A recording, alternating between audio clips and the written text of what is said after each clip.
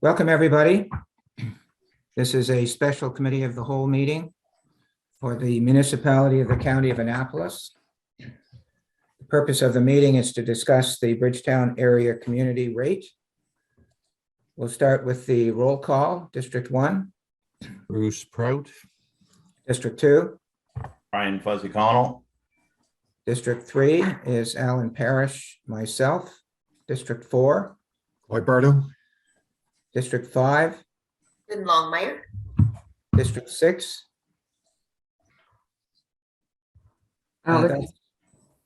That's Councillor Morrison. And Councillor Morrison has spoken to me about the reason why he can't be here today. So I would like to move that he be excused from the meeting today. Would someone make that motion? Moved by Councillor Redden, seconded by the Deputy Warden. Any discussion? If not, I'll call for the vote. All those in favor say aye. Aye. Opposed? Motion's carried. Back to district number 7. District 7. You're muted, Councillor Hudson. David Hudson. District 8. Michael Gunn. District 9. Wendy Sheridan. District 10. Brad Redden. And District 11. Diane LeBlanc. Thank you very much. Is there anyone with a conflict of interest to declare for the meeting today? Seeing none, we'll move on to approval of the agenda, which has only got one item, the Bridgetown area community rate. Any discussion about that? Any discussion? Would someone move to approve the, Councillor Hudson moves to approve the agenda as circulated, seconded by Councillor Longmire. Discussion? Seeing none, I'll call for the vote. All those in favor say aye. Aye. Aye. Opposed? Motion's carried. So we're now down to 4.1, the Bridgetown area community rate. And I believe I saw Mr. Dick in the council chambers, and at this point, I'll turn it over to him. Thank you, Mr. Warden. Before I start, I would like to make a comment. Councillor Prout took some good-natured ribbon yesterday about his Philadelphia Flyers, but I do see where one of their players did receive accommodation last night for the longest streak without missing a game. So congratulations to Philadelphia Flyers. That'll be about the only congratulations I think they might get this year. So that being said, this is an issue that is being. We're not able to hear you. Are you guys able to hear him? Yeah, there's a bit of an echo, but we'll proceed and we'll let you know if it becomes difficult. Give me a second. Okay, we're going to give him a second. When there's David Hopkins, when there's a presentation, is it going to be on the laptop monitor that you're at? Okay.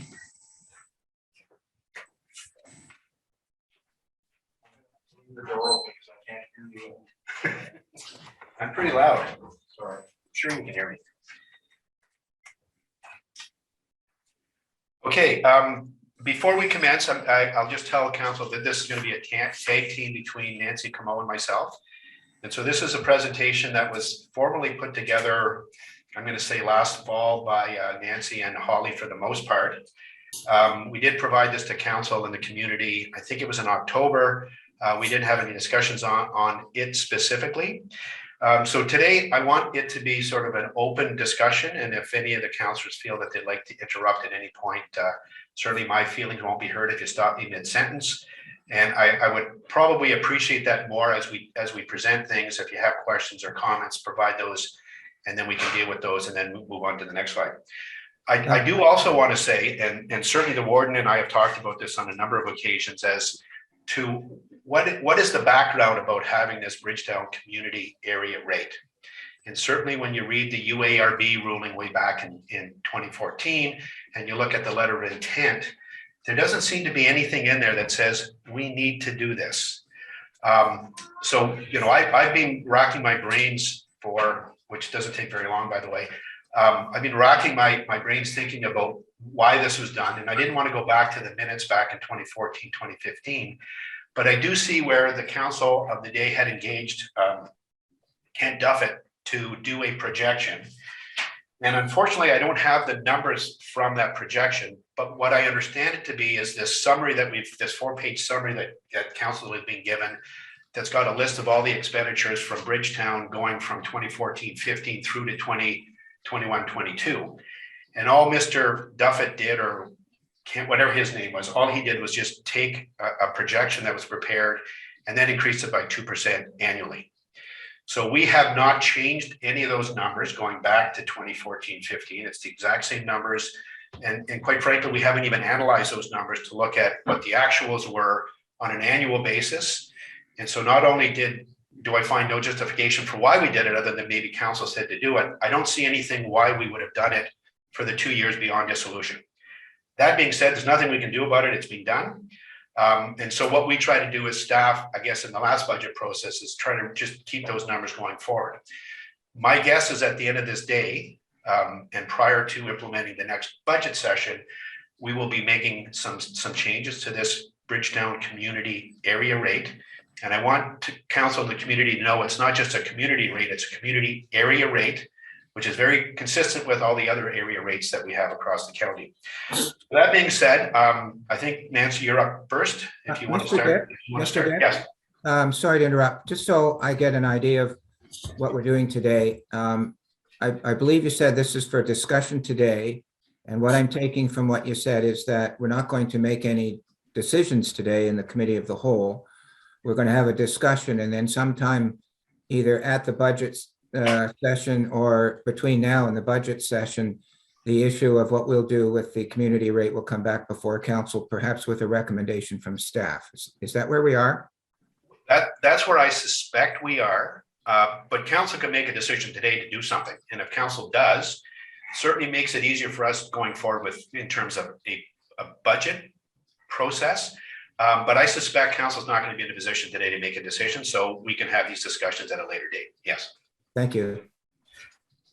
Okay, Nancy, if you want to start? Yep.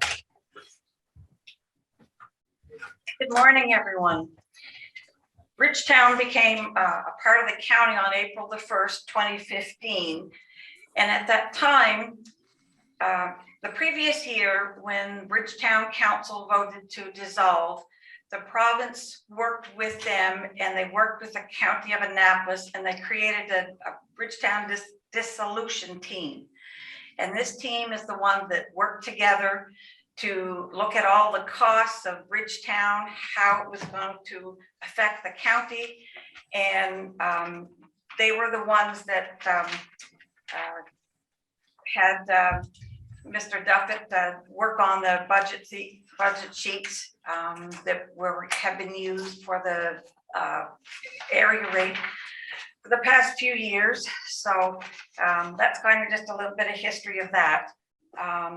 As David said, the county budget in the last 2 years has been prepared based on the same format. But the expectation is that for 22 and 23 that we will remove any costs that are no longer necessary and determine what costs, if there is any, that belong to the overall county base rate. And this presentation will attempt to identify those costs that have been included in the community rate as have been identified on dissolution, as well as recognizing services and costs that the community may continue to be interested in and as a result are willing to fund separately as part of an area rate. All right, Dave, I think we can go through to tab 3. I have a question. Sure. Yeah. So I was there during dissolution. And in my recollection, there's really no connection between what the province paid out for us to take Bridgetown as part of the county and the community rate. It's two separate issues. Correct. And there's no document that ever was said that community rate was to end in 5 years. So I want to clarify that, because statement that was made by our CAO is that they thought it should stop. There's no document that I know of that council ever said that would stop. That is a community rate that was created on extras and was continue until some of it was paid off and some of it was to continue forever. And I don't disagree with you, Councillor, but there is nothing that says that we had to have a community rate. There's some implications in both the letter of intent and the document that Mr. Duffett prepared and the UARB, but there's no specific reference to a community rate. So that was a decision council, I presume, and I don't know for a fact, that was a decision council of the day made to have this community rate. Yes, 100%. Right. And it wasn't anything decided by anybody other than council of the day. You're right. Exactly.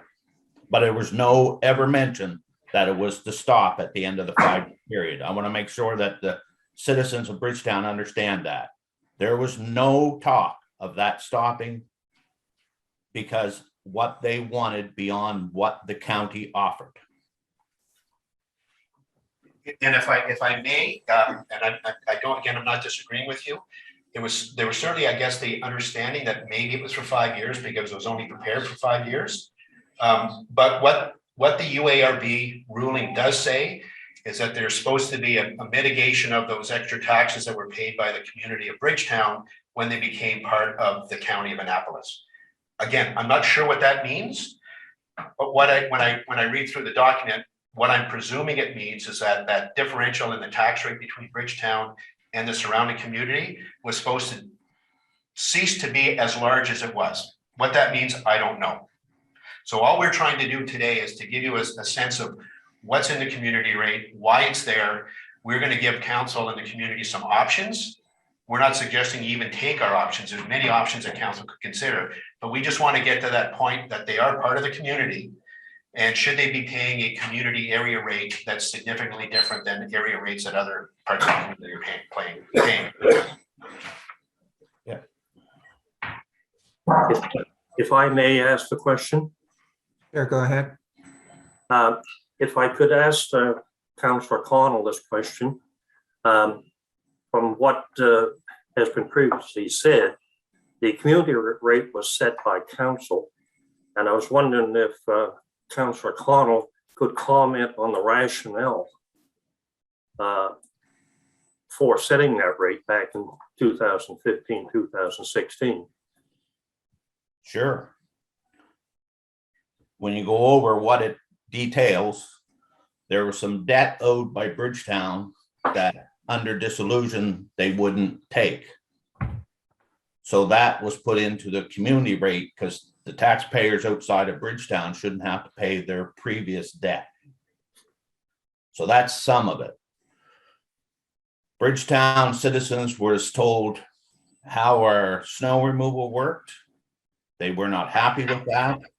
They did not want to decrease in any services that they provided as a town when they joined the county.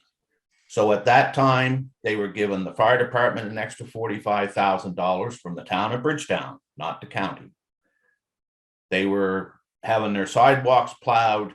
Whenever there was a little bit of snow on it, whenever the storm started, they wanted their workers out clearing their sidewalks. They did not want to wait and have them cleared, the same as the policy says for the county. So that was discussed, and they were more than willing to pay a community rate to have a better service for snow removal. So that's how it was said. And the thing about it is that if you buy a car, you can buy a car, a normal car. If you want all the extras, you pay for it. And that's what the Bridgetown wanted. They wanted the extras at the time. So that's how the community rate grew to be where it was. They wanted extra money given to recreation. They didn't want to stop some of that.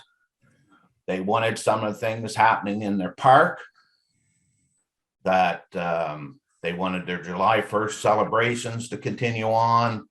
They Bridgetown residents requested a higher version of commitment from the county than we give our other citizens in our county. And that's where the area rate came from. If I may just comment on the, I don't know if I want to get into this at this point, Councillor Hudson. We're going to have lots of time for discussion.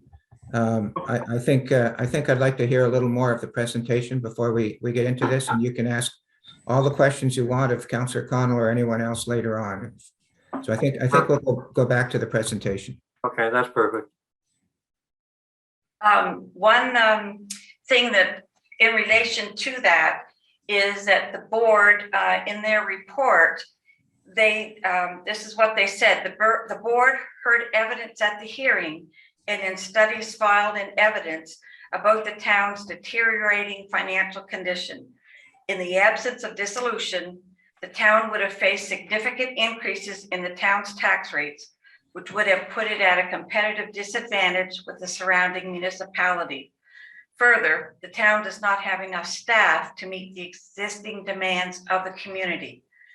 However, with the anticipated savings as a result of annexing Bridgetown to the municipality and with the province's support, the parties are satisfied that the combined municipality will be more viable than the present structure. Also, by taking advantages of economies of scale and consolidating staffing resources, residents will be served more efficiently.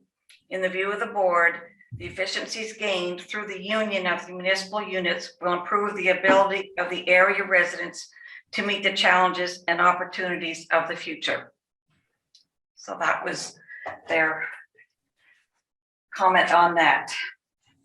And as Councillor Prout said, that the service level, in the agreement, it had that the service levels would stay the same for the next 5 years with what they had. But at that point in time, then it was up for discussion and changes could be made. So what is the community rate? That was prepared by, as we said, Kenton Duffett at the request of the dissolution team. And it's a taxation rate specifically applicable to the boundaries within the former town of Bridgetown. The rate is designed to capture all the costs associated with all levels of service provided to the former town, such as roads and streets, planning, fire, recreation, and debt servicing expenditures. These services are similar to those provided in the base rate, but are consistent with the level of costs in the former town prior to dissolution. Furthermore, the Bridgetown. Mr. Dick, and sorry, I'm looking at this picture of the town. If we're not going to be having slides, maybe we could go back to the full screen so we can see the presenter. But if there are going to be slides, just, okay, you guys need to let me know when. Yeah, when there are slides. okay. Just let me know when you need to change the slide. So is it Yeah. the next one? Yeah, one more. There you go. Yes, thank you. The community rate is designed to ensure the overall level of services provided to the residents are similar to those provided before town status dissolution. It is important to note that some service levels provided to the former town exceed those being offered throughout the other parts of the county. So anticipated cost savings were noted, including economies of scale and consolidation of the staffing resources will be included in any future base and area rates. So that has been. If I could ask a question there. Yes. Are there any service levels currently provided to the former town that exceed those being offered throughout other parts of the county? Yes, winter maintenance on the roads is the big thing, the big item. What's that? Snow plowing, the town clears their own roads. And so they do that more frequently than many of the county roads are done.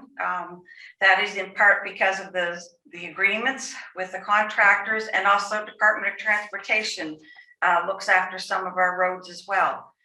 So We pay for the clearing of the roads in Cornwallis, for example, as well, right? yes, we do. Yeah. And so what's the difference between us paying for the clearing of the roads in Cornwallis and clearing the roads in Bridgetown? That is one of the questions that will be up, I think, for discussion. So we don't charge the people in Cornwallis for anything No. for plowing their roads. So it seems fair to me that we don't charge the people in Bridgetown. Can I just butt in The there? service level that we provide in Bridgetown is at a higher level than it is throughout the county. And what That's is that? What's the different level? It's the level that's been there since 20 whenever. They've asked for a higher level of standard, and certainly the snowfall, as soon as the first snowflake falls, the Bridgetown community rate takes effect, and the streets and sidewalks are cleaned at that point based on a bylaw that was passed. We can change that. That's really a decision that the community has made, that they want a higher standard of snow clearing. Certainly in terms of clearing sidewalks, it's a significantly higher level than it is throughout the rest of the county. Well, I'm looking at the Town of Bridgetown Sidewalk Snow and Ice Control Bylaw, and the operative section says the Town of Bridgetown Public Works Department will normally provide snow removal services on all sidewalks within the town. The Public Works Department will determine when the sidewalks are to be plowed or cleared. So I don't see how that's any different than the Public Works Department. It is a higher level of standard, Mr. Warden, than it is throughout the rest of the county. That's the process that's being followed, whether they want to continue that or not. No, Snow removal is also at a higher level than it is throughout the rest of the county. Well, I'm not defending it. I'm just saying that that's what's happened. We can argue this all day, but that's what's happened since 2014-15. okay, I'll leave it. They haven't paid an extra fee for snow removal. And I think if you recall the meeting that we had with the group of 7 here a number of months ago, they agreed that there was a higher standard of care for snow removal in Bridgetown than it was in the rest of the county. Okay, so I'll leave this, but I just want to make this point. I've tried to find out where it says there's a higher level of snow clearing, and I have looked it up. The only thing I could find was the Sidewalk Snow and Ice Control Bylaw, which basically just said the Public Works Department determines it. And I don't see that that's any different than anywhere else. So I'm just trying to get to the facts instead of hearing a conclusion. So you can proceed. If I may interject there. Your microphone is live there, so you can just pull that. I think you said, David, that, that was the case back at the time of dissolution. What is the current situation? Is there a higher level today? The snow clearing level has remained the same since the dissolution. There has been no change to that. And I believe that the Bridgetown Public Works, they're operating on, again, well, how they have in the past, how they've done for many, many years. And so they go out when they see snow, and perhaps where Bridgetown is, they have so many small streets and there's not a lot of place to put snow, and with vehicles and stuff there, perhaps they feel that it's, prudent to get out quicker as well. I'm not sure, but they have been doing that for many years. Yep. Just one more comment. As a resident of Bridgetown, I don't see a higher level of service in that regard. And if I may, Mr. Councillor, I don't disagree with that. When I drove through Bridgetown last Monday and went to Lawrencetown, I didn't see a higher level at that point, but certainly that's the policy that's been in existence since dissolution. And certainly the ratepayers in Bridgetown have expected that higher level. That could be one of the things that we change at the end of this discussion. Thank you. If we're going to discuss this, I drove to Bridgetown in the snowstorm last week. I drove on the wrong side of the road over 50% of the time to get to Bridgetown. But I've driven on those roads, those type of roads all my life. I enjoyed it. The point was, at 12:30 that day, every street in Bridgetown was plowed. Our subdivisions in the east end didn't get plowed till the next morning. Our sidewalks in the town of Middleton didn't get done to the other day from the storm a week ago. So don't tell me that Bridgetown is getting the same service as the rest of this county. I'm going to argue blue in my face. They're getting top service. Our employees were out at 2 a.m. in the morning, the first storm, working overtime to get the streets cleared in Bridgetown by daylight. Agree.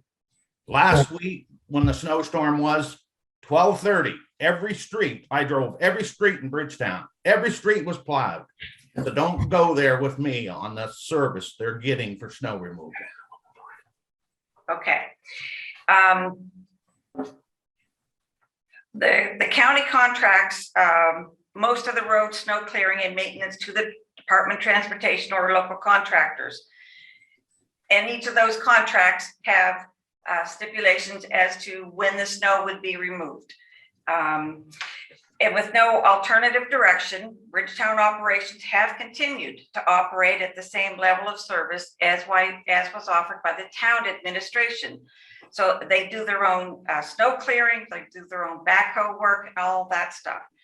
Granville Ferry sidewalk, that snow also has to be hauled away as well. So when we're looking at that, but both methods, contracting or doing it ourselves, have advantages and disadvantages. And of the county sidewalks, and we have sidewalks in, let me see, we have them in Bear River, we have Church Street in Bridgetown. That's above the county line, from the Bridgetown line up to Mountain Lee Lodge, which I might add that the town staff, the former town staff, have always plowed that and kept the sidewalks cleared at no charge to the county. So save the county having to go out. We have Granville Ferry sidewalks, Paradise sidewalks, and Cornwallis sidewalks. So there's lots of other sidewalks around as well. So, but only Granville Ferry is plowed by staff, and then all other ones are maintained by contracts. So.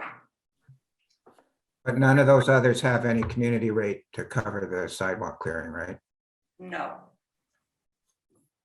Cornwallis residential sidewalks are not cleared by any contract. They're the responsibility of the homeowners. Okay. Except for a small section. Speak that into the microphone, guys. Can you just Yeah. repeat that? Janice just reminded me that Cornwallis sidewalks are not plowed or maintained by the county. The residents are required to look after them themselves. So this here, the Bridgetown sidewalk snow and ice control bylaw states that this is if individuals are doing it. Yeah. So, okay. All right. So, okay. All right. So yeah. So were you doing the next section? I thought I had read somewhere here, I can't seem to find it at the moment, that Lawrencetown also charged for their sidewalks. I know Lawrencetown does their own snow removal and they have a community rate. I'm wondering if it's explicitly there for the sidewalks or if it's just sort of part of their community rate. Let me look. Lawrencetown looks after their own, would look after their own, and it is here somewhere.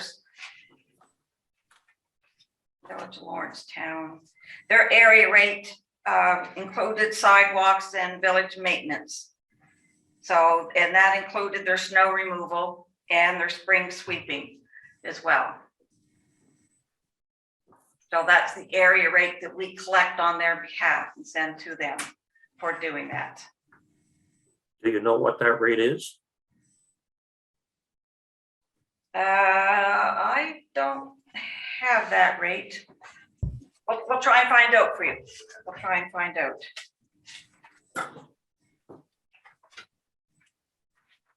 Okay.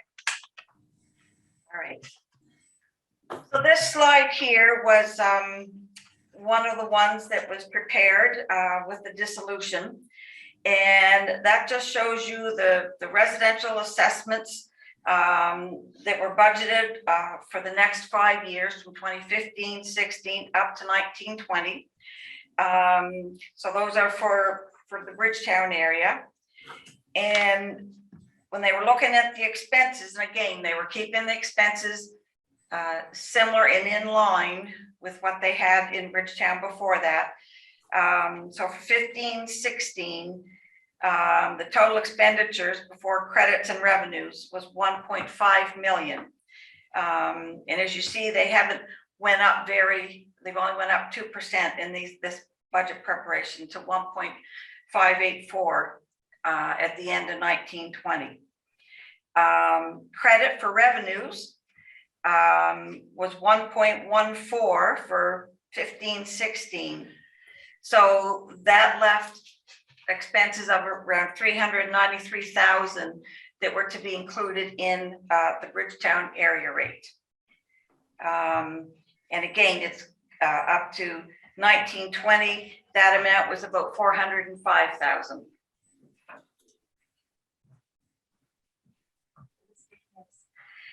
And so the village of Lawrencetown, we just have the rate that we collect for them. So it was 6.6 cents, I believe, but that covered their sidewalks and maintenance, street lights, hydrants. They gave some community grants to some of the facilities in their area, community buildings like the library, health center, community hall, and their community broadband. So that was their rate, but that encompassed those other expenses as well. And just a note, the county does give the village a grant each year. They give 10,000 towards their sidewalks and 15,000 for their operating expenses and another 15 for a capital grant. So for any capital projects they may have. So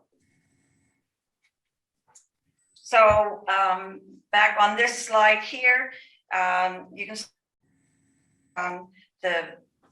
the area rates were calculated for 15, 16. They had to come up with $393,000.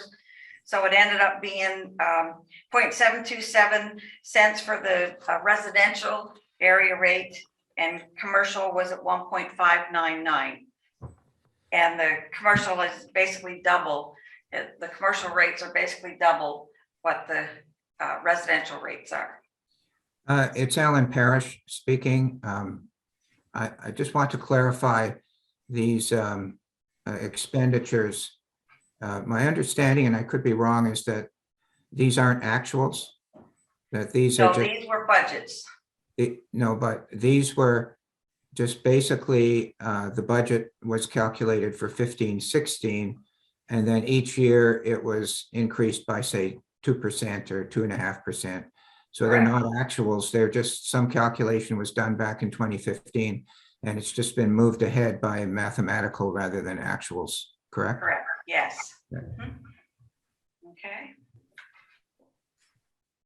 All right.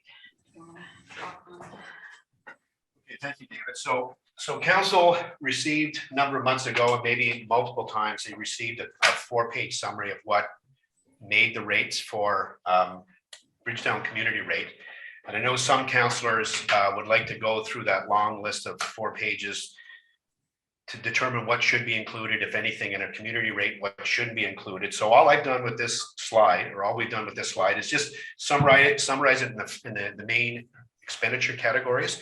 And if you'll ignore the 21, 22 numbers, those are the numbers that we charged in the administration, for example. It was 159,000 a couple of years ago and went down to 149,000. So that's how we get to determining what the rate is that we're charging Bridgetown, specifically on top of the base rate that everybody's getting charged. So you can see the net cost to Bridgetown was 406,000, give or take. And in 2021, it was 363,000. And again, the 2021 amount, subject to whether we should have had this for 5 years or any time frame, that was in year 6 of the rate projections. And echoing what the warden just said, the projections were based on actuals going back to 2014. And there was a projection done through the province. They had assigned somebody to do this. He came up with a projection in the last year of operations. And all Mr. Duffett did was take those numbers and carry them forward for the next 5 years at 2% per annum. And the warden is 100% right that we've never gone back and reconciled any of those numbers. So one would ask, is 405,000 the right number? Did we overcharge? Did we undercharge? That was never done. And you know, I'm trying to determine why that wasn't done. And all I can tell you is that the former CAO said not to do it. He said, just carry forward those 2%. So whether that was right or wrong, those are the numbers that unfortunately that we've had to live with going back, you know, the last couple of years without any true reconciliations being done. I have a question, but I don't want to, I'll wait to see if I can't see all the counselors, unfortunately. And I'm happy to recognize somebody else before I say anything. I see your hand up, Councillor Connell, because you're one of the 4 counselors on my screen. So go ahead. Well, the protective service one was when the Bridgetown dissolved. Bridgetown paid for 1 RCMP officer. And at the time, the county wanted to drop that officer. And again, Bridgetown didn't want it. Bridgetown wanted an officer dedicated to make sure that they patrolled Bridgetown. So that's why the protective service one was in there.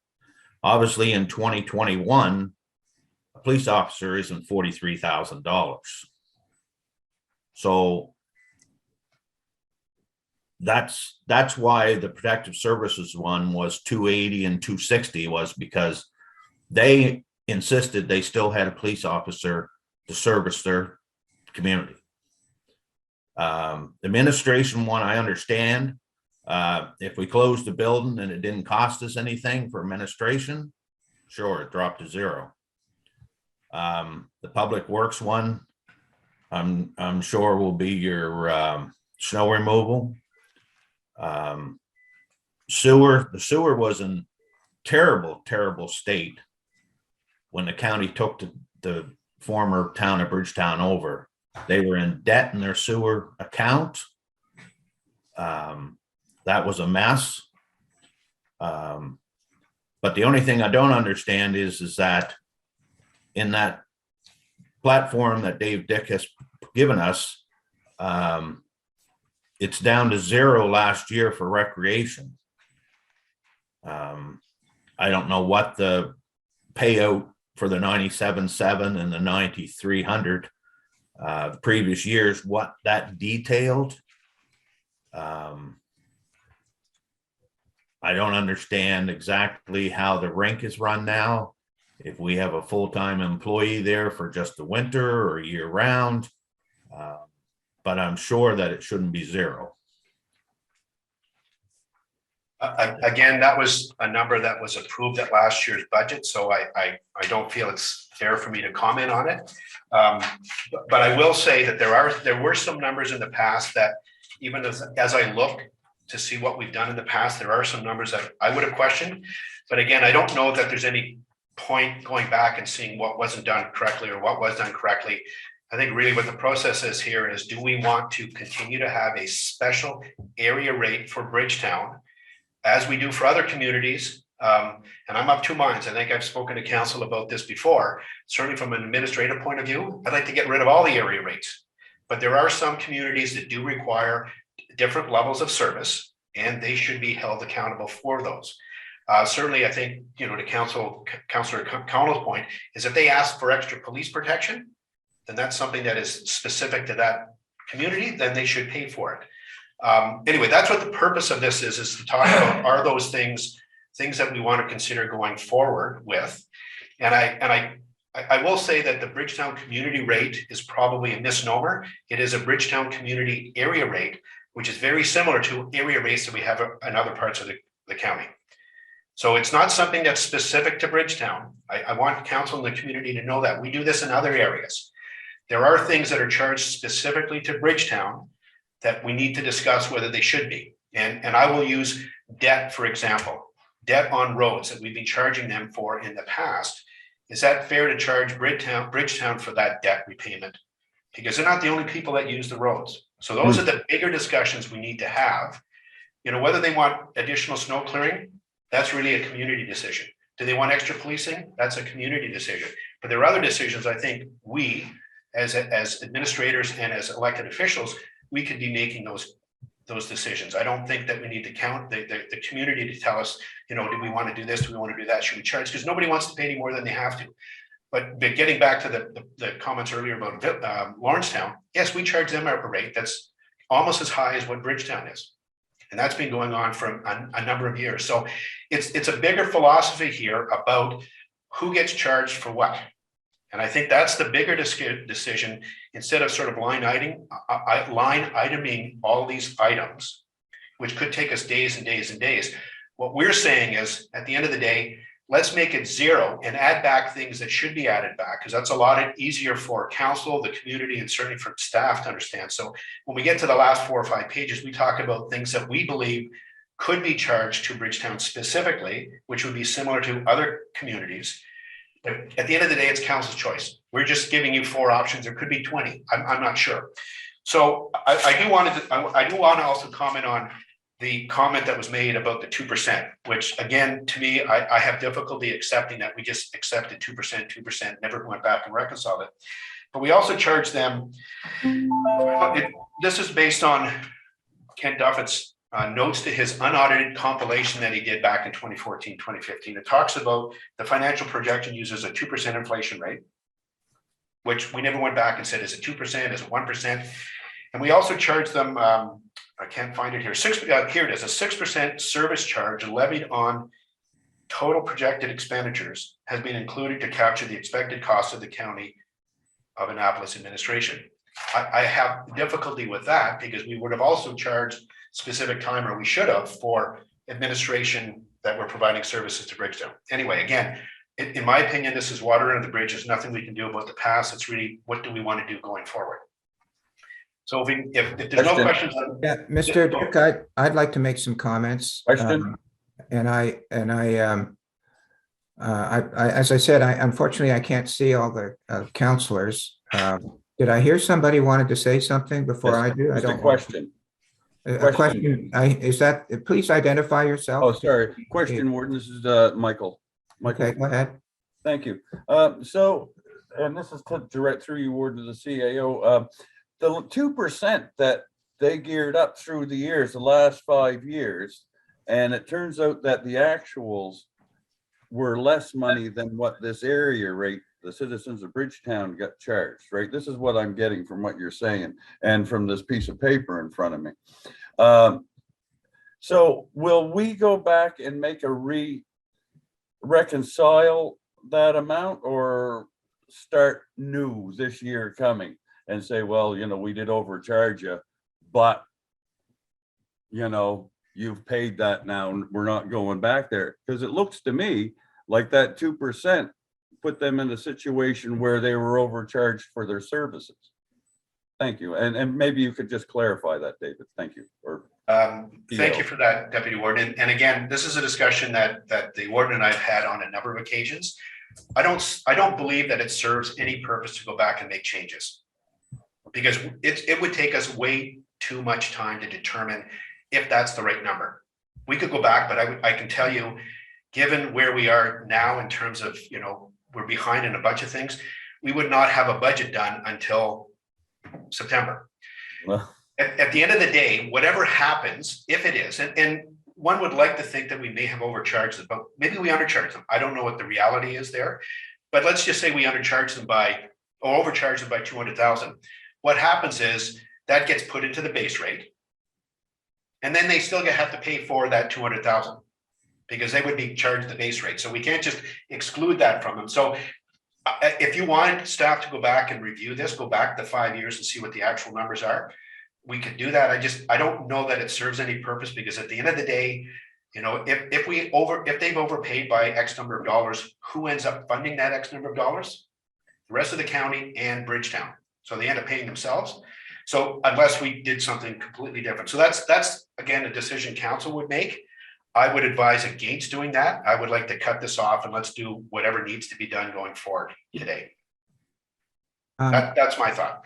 Okay, and I'll jump in now, and I agree with Mr. Dick. Personally, my own view is I don't want to go back. I just want to go forward from this point and look at what's fair. And I want to make it clear to all the other councillor members that when I say what I say as we go through this process, the vast majority of my residents don't live in Bridgetown. I'm not speaking, you know, as a councillor for Bridgetown, although I do represent some people in Bridgetown. The vast majority of my people don't. So I'm motivated by fairness, only fairness to everybody in the county. And that's where I'm coming from. So I just want to make some brief comments about what's on your screen. The Protective Services is the RCMP, and Mr. Dick and I have met with the RCMP, and what I get from meeting with them is they're doing the whole county. There isn't a particular constable that's just doing Bridgetown. They're doing the whole county. So as far as I'm concerned, the people in Bridgetown should just pay their regular rate like everybody else in the county for RCMP coverage. And I don't think that there's any sense in the community that they want an RCMP officer just for them. I don't, from what I know from speaking to my residents, I don't think that's the case. With respect to Public Works, my understanding now is that the Public Works, there's a depot in Bridgetown and there's a depot in Granville Ferry. And my understanding since the dissolution is that the Public Works Department in Bridgetown services essentially the eastern part of the county and Granville Ferry, the western part of the county. So the Public Works Department isn't just servicing Bridgetown, it's servicing any needs that need to be dealt with in the eastern half of the county. So I don't think that should be part of the Bridgetown community rate. The sewer, I'm surprised that sewer is in the Bridgetown community rate because my understanding is that the people in Bridgetown are billed on a quarterly basis for sewer and water, and that goes into a separate reserve. And I don't really understand why it's in the community rate because they're billed separately for that. The environmental, cultural, and recreational, well, I assume it's zero because everybody in the county uses the hockey rink or the sports hub or the curling rink or whatever. The fact that they're located in Bridgetown doesn't mean that only people in Bridgetown get to use them. The debt servicing, I don't know if Mr. Dick is going to present a list of the debts that remain outstanding, but to me, the only one, you see, the thing is that these loans were made to purchase assets, and the assets became the assets of the town on dissolution. So I don't really think the county should get these things for free. You can argue that they should just pay off the loan because they're getting the asset. There is something unusual about a certain debt with respect to the fire hall, which I've never really been able to understand. And when Mr. Dick and I have talked about it, and Holly, there seems like it's something different. And I've got a list here of the debts that have yet to be paid off. And I'm looking at that number, debt servicing 167. My proposal would be to completely do away with the Bridgetown community rate. And with respect to the debt, if there's any outstanding debt when we sell the town hall, we have to, under the UARB order, we have to use those funds for the purpose of Bridgetown. I would simply take whatever we get for selling the town hall and pay off the debts. That way it's nice and clean and we don't have a community rate anymore. So those are my brief comments with respect to what you're looking at on the screen. If there's no other comments, maybe we'll jump to the Warden? next. Just a slide. minute. Warden, Wendy. may I? It's Wendy. Can I speak? Deputy Warden? Yeah, you've spoken, Deputy Warden. I hear somebody else. It's Yep. me, Wendy. Go ahead, Wendy. In regards to the fire services, I don't see that on there. And in their area rate, don't we give them 45,000 out of the area rate to the fire services? We will get to that specific issue in another slide. Okay, thank you. Anybody else before I go back to the deputy warden? Councillor Redden? Go ahead. Yeah, could we have a little more commentary on the sewer and the sewer reserve transfers? Because my understanding with sewer and water was that they were supposed to be self-sufficient, supported by the fees. So I'm really They are. curious why those are there. Yeah. They are self-sufficient. And I will, if we wanted to bring up this topic now, I will say that when the UARB came down with their decision back in 2014, their recommendation was to maintain the Bridgetown water utility for a period of 2 years. So here we are again, we're 6 years, 7 years down the road, and it's still a separate utility. Whereas the other utilities a number of years ago were combined into one utility. And there was reasons for that, but that's one of the things that we want to discuss now is, do we want to put the Bridgetown water utility as part of the Annapolis County utility? And there's benefits to doing that, and there's costs associated to some of us for doing that. One of the other issues is that they bill sewer differently in Bridgetown than they do in the rest of the county. So those are issues that we would have to deal with, but of course we can manage those things. But when we go around to our next rate review with the UARB, that's one of the things I want to focus on is, should we have one water utility here as opposed to what we have now, two utilities. And a number of years ago, we had more than two. And so what's happening now is Cornwallis, for example, is providing water services to Margaretville. Is there a subsidy there? In all likelihood, there is. So we are subsidizing each other across the county in different areas, but that's something that we will need to bring to council for further discussion, because certainly from a perspective of administration, it makes it a lot easier to have one utility as opposed to two, certainly for billing purposes and administration. But then again, are we subsidizing one another? And the answer is, I suspect it is, that some communities are being subsidized by other communities. And that's the discussion we're having. Are we subsidizing Bridgetown, or is Bridgetown subsidizing us and our tax rate? Does that answer your question, Councillor Redden? Councillor Redden? Not explicitly, but that was all useful information, and I kind of get the feeling that it's going to require a much more comprehensive answer than I was looking for. I was only looking for something about that long, and the CEO has done a nice job of elaborating about how complicated that issue is. So I'm satisfied, I think, is the conclusion. Thank you. If I may ask a question? Councillor Prout? Oh, thank you. This is quite a discussion, and we're only getting started. With the town hall up for sale and the removal of the administration fee, I understand it's also lower because the amount of interest that was there from Bridgetown's debt has gone down. And if decisions are made, or decisions made by the residents of the former town of Bridgetown to agree to less snow removal, or less, how can I put it? I take Councillor Connell's comments to heart, because up in the East End, and I know in other parts of the county, when you see how snow is removed in Bridgetown as compared to some of our streets and subdivisions, it's apples and oranges. So changes there would also bring it down further.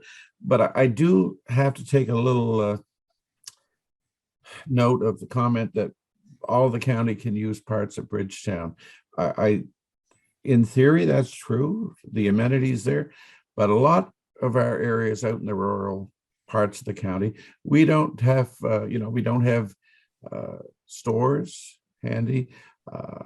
We don't have necessarily a rink that is, you can walk to the rink, swimming pool, a lot of amenities that are there in the former town. So I just put that out there, that the level of service is much different in a number of areas when you get outside of the former town of Bridgetown when you get outside of Middleton and Annapolis Royal. And that's something I think we have to keep in mind. So thank you. Those are my comments at this point. I think I heard Councillor Hudson, did I? Is there someone? Yes, if Go ahead, someone Councillor can take Hudson. a turn first. Again, going back to the slide, I would just like to question the transfer to operating reserves. So there's an allocation in there of, if you look at 21-22, of $50,000 for that is made up part of the rate. And I was just wondering, what's the rationale for that? Bridgetown does not have separate reserves, particularly an operating reserve. I mean, there's a county reserve, but not one that is specific to Bridgetown. So I'd like to ask about that. And the second part of my question is, again, a different subject. When you look at, or a different area, when you look at revenues, are all the revenues in there? And the one that immediately comes to my mind is looking at 21-22, you have $961,000. Is the deed transfer tax included in that number or not? That amount could be quite a significant number. So I've asked council not to look at the 21-22 numbers because they're clearly not correct. But certainly there is separate reserves for Bridgetown. They do have their separate reserves. And all the revenues, yeah, they do. And all the revenues that are associated with Bridgetown specifically have been identified as Bridgetown revenues. Yes. Okay. And on the revenue side, David, yes, in terms yeah, of we've identified all the revenue associated specifically with Bridgetown. Yes.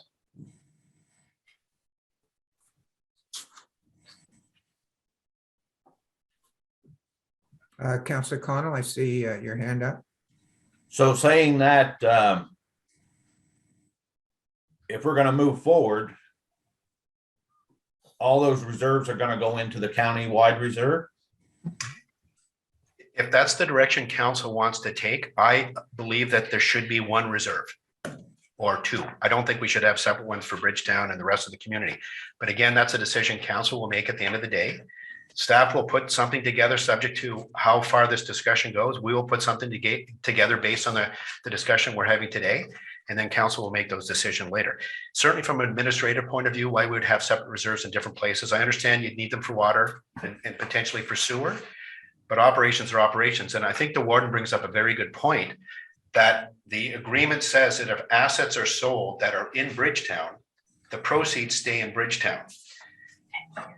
Yeah, for a period of 10 years. So to me, I think that is somewhat inconsistent with what we're attempting to do here, but that's what the agreement said. And I think the point is well taken that if we sell the Bridgetown Town Hall, if we ever get that far, those proceeds can only be used for Bridgetown. So, whereas where we sold Basin View, for example, the net proceeds on that was used for countywide. So, I can't comment on that because that's what the agreement says, but to me, that seems inconsistent with what we were trying to do here. We're trying to assimilate Bridgetown into the county. And I would love to see us get rid of the differences personally. I'd like to see that everywhere, but that'll never happen. And, to get to Councillor Proud's point is, yes, we live in different parts of the county and we make that decision. Those are personal choices that we make.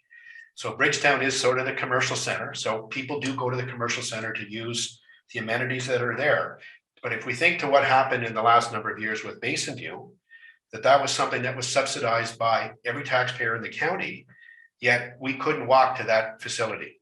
And many of us didn't use the grocery store, for example, that was being subsidized by the rest of us, which is a violation of the Municipal Act. But that being said, that's why, sometimes you look at it and say, where you live is a personal choice, but these are amenities that the county has and everybody should be paying for them or only specific people. And that's the bigger discussion that we need to have.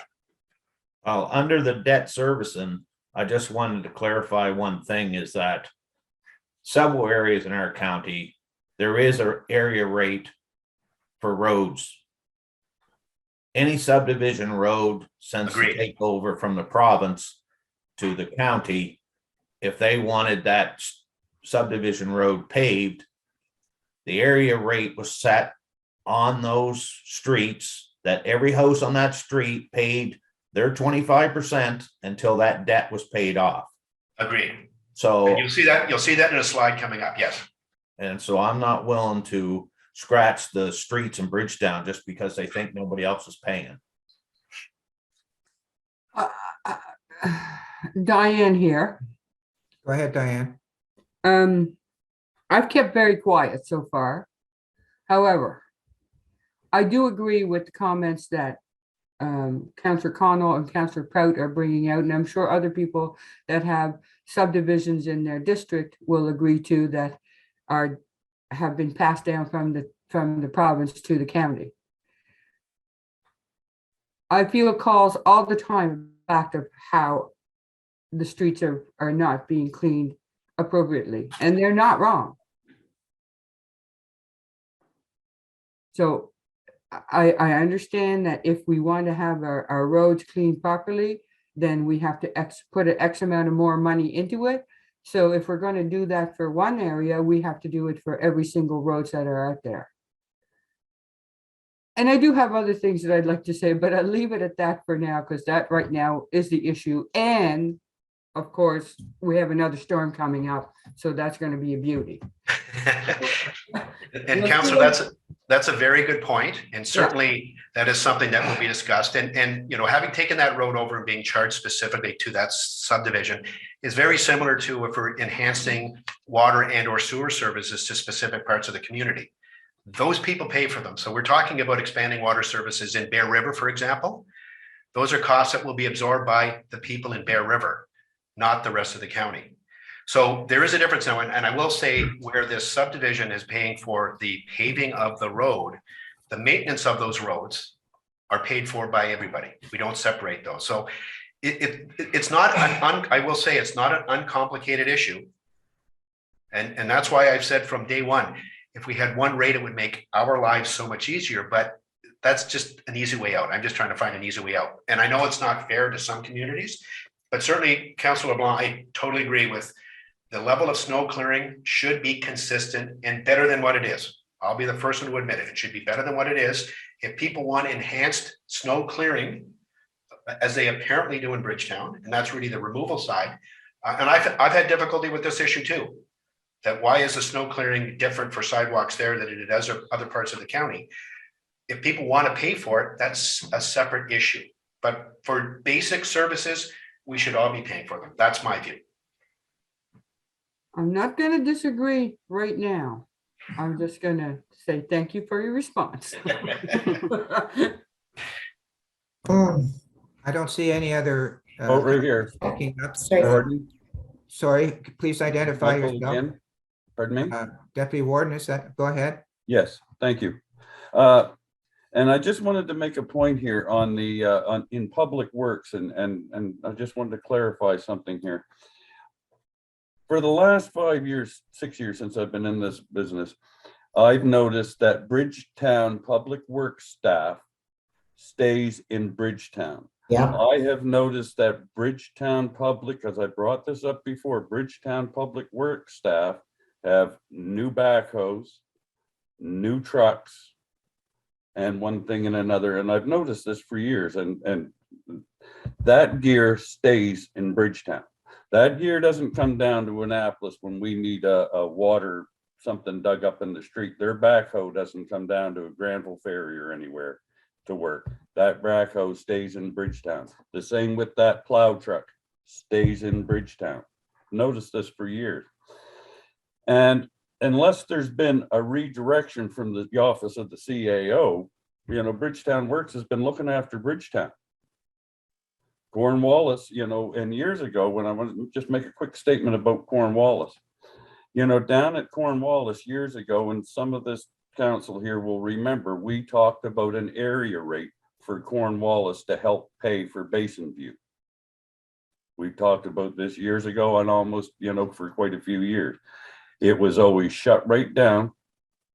And that's why they lost the Basin View Center, because they weren't willing to pay for it. Thank you. That's all I have to say. Thank you, Deputy Warden. And we have addressed that issue. Those assets that have previously been specifically identified as Bridgetown are no longer specifically identified as Bridgetown, as are the employees no longer considered Bridgetown employees, they are county employees. So we are taking advantage of that, the assets that are there and using in other parts of the county. And thank you for bringing that up. Councillor Longmire?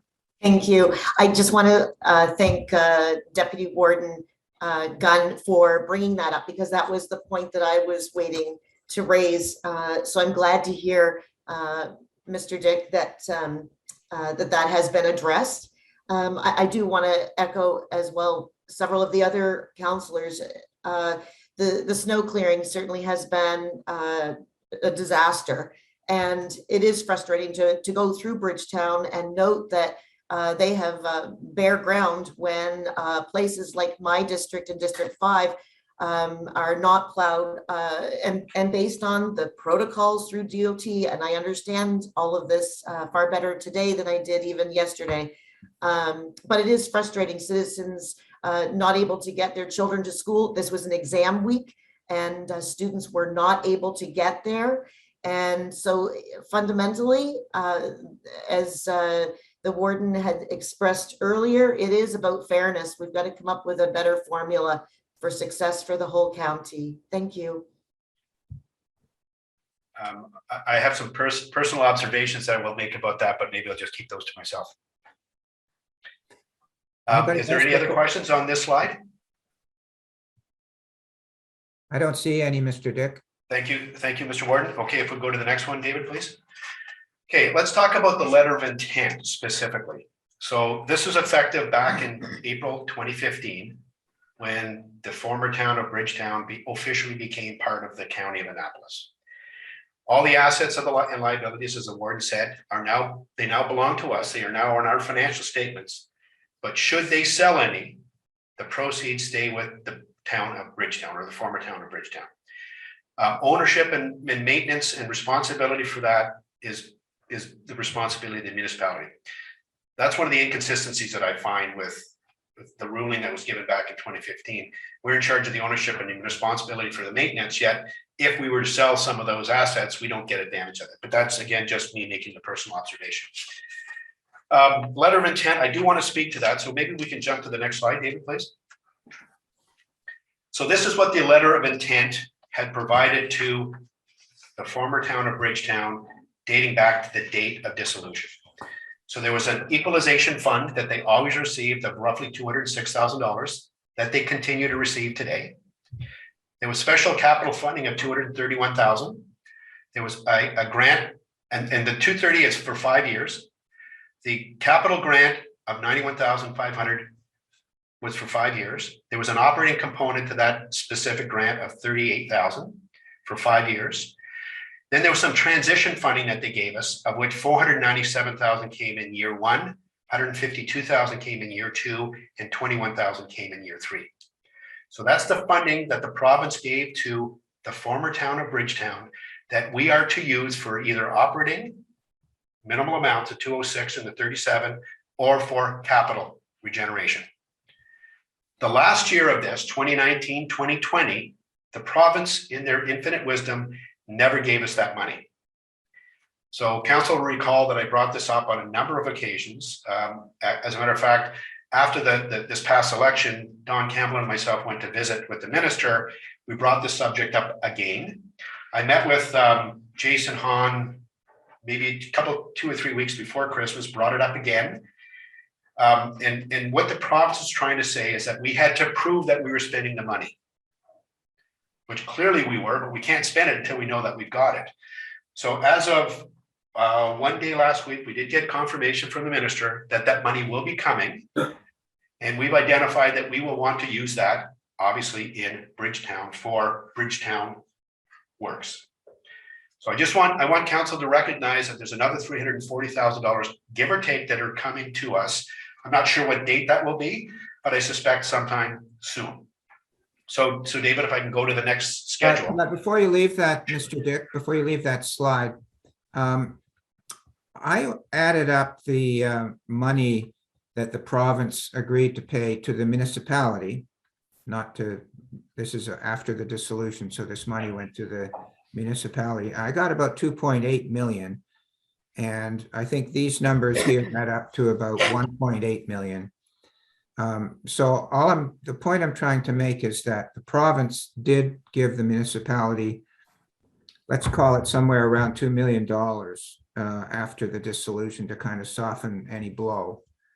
And the taxes that are being paid by the residents of Bridgetown essentially haven't changed from before the dissolution to after the dissolution. That's what I'm told by a resident of Bridgetown who should know, and perhaps Councillor Hudson can confirm that. But essentially, what the amount of taxes, if you add the normal rate plus the community rate, what people in Bridgetown have been paying for the last 6 or 7 years is the same as what they were paying before dissolution, despite the fact that the province has got about $2 million.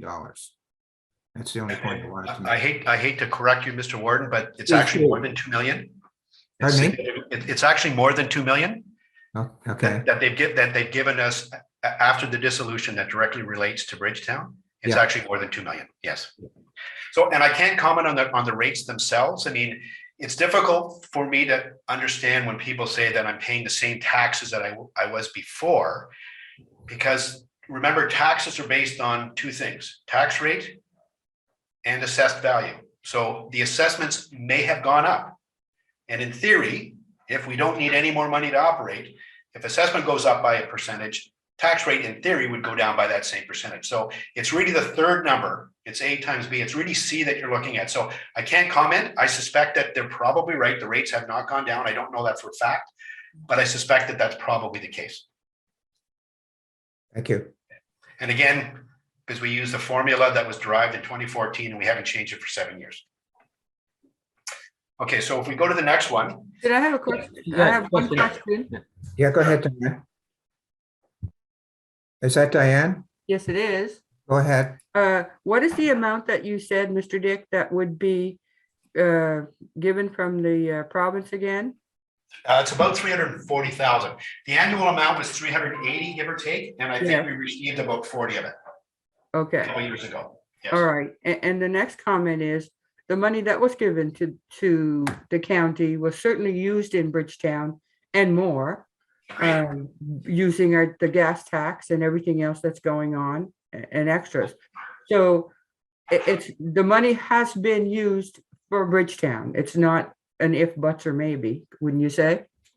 I will say that some of the money, letter of intent money, has been used. Some of it hasn't been. Some of it has been designated for Bridgetown, but we haven't done the work yet. And that's really the next slide that I wanted to present, just to give council a sense of where we are with. Forget about the gas tax money, forget about all the other sources. It's really the letter of intent money that's supposed to be used specifically for Bridgetown. Right, okay, thank you. Okay. You're I welcome. have a question. Fuzzy. Go ahead, Councillor Connell. But the letter of intent and the money the province gave through the letter of intent and the extra money that the province gave the county, none of that was directed toward what extra activities the community of Bridgetown asked for beyond what the citizens of their county got. None of that money was labeled to make that any less. Agreed. Agree. If you're gonna buy a Cadillac instead of a Volkswagen, you're gonna pay the extra. Agreed.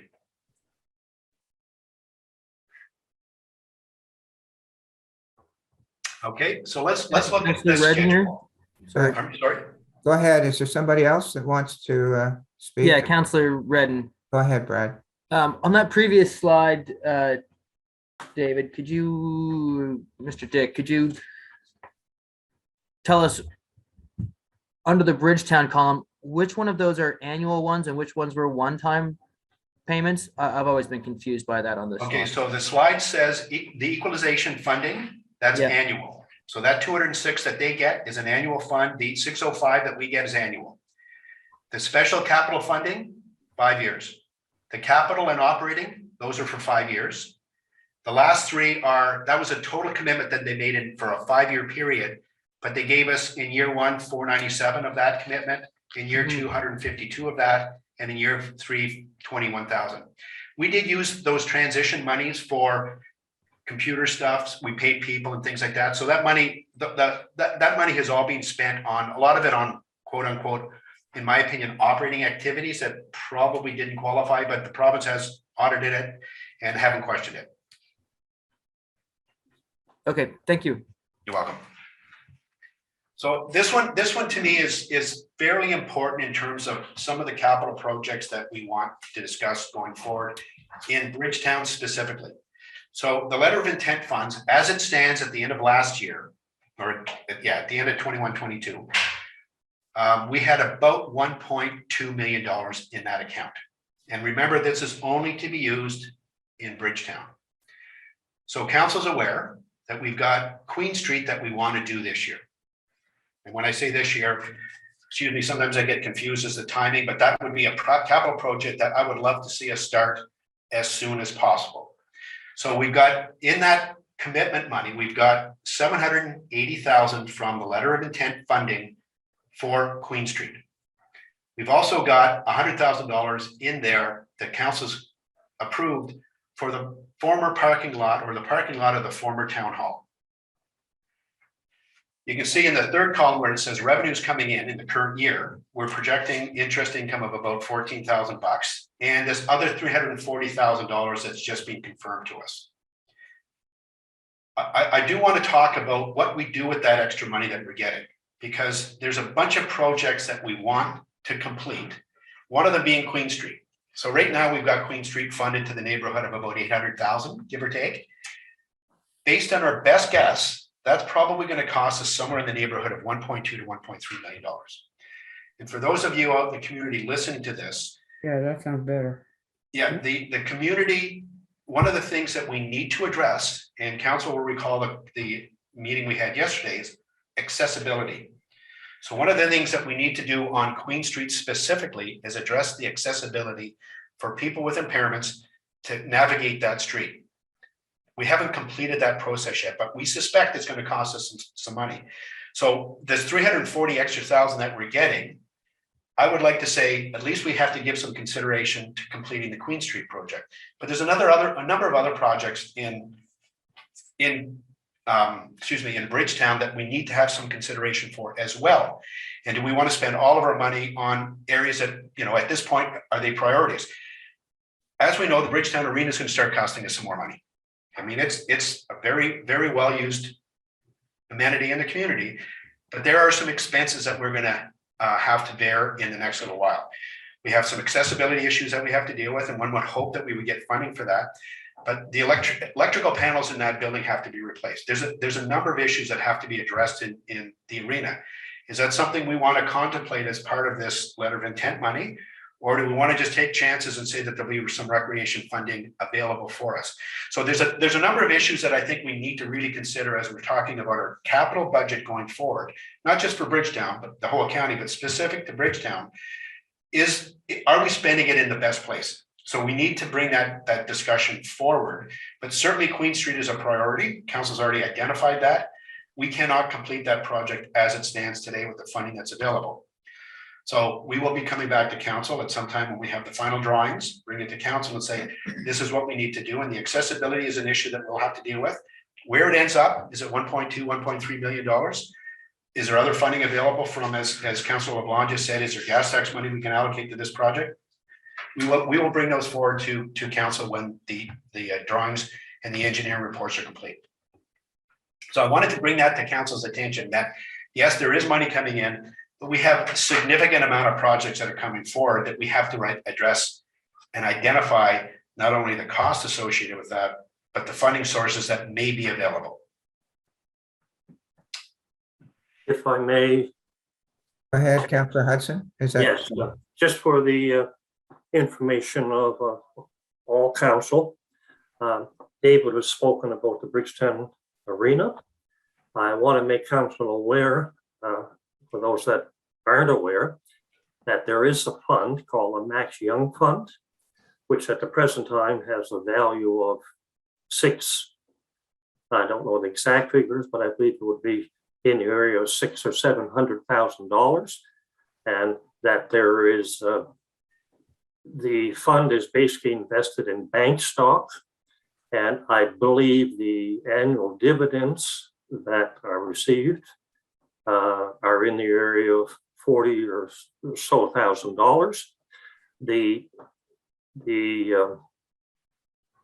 The fund can be used for capital repairs at the arena.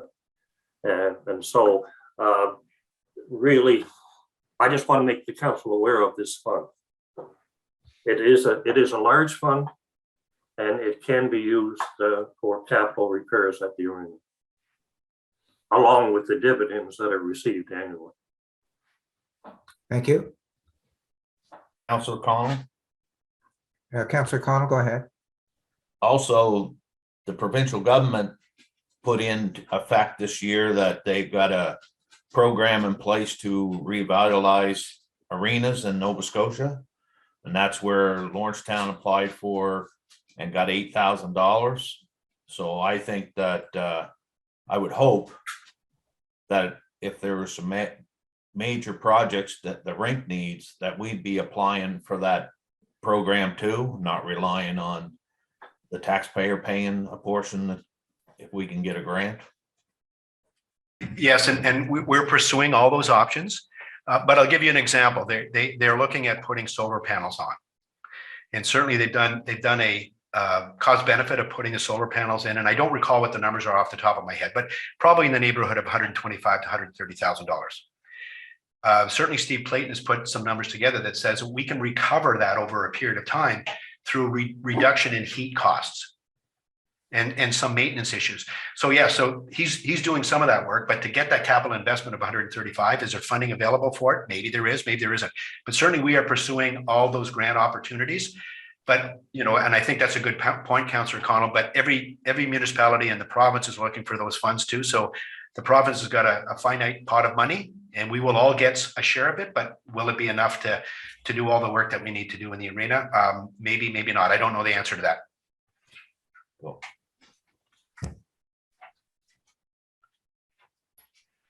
Okay, if there's nothing next, Nancy, you're up.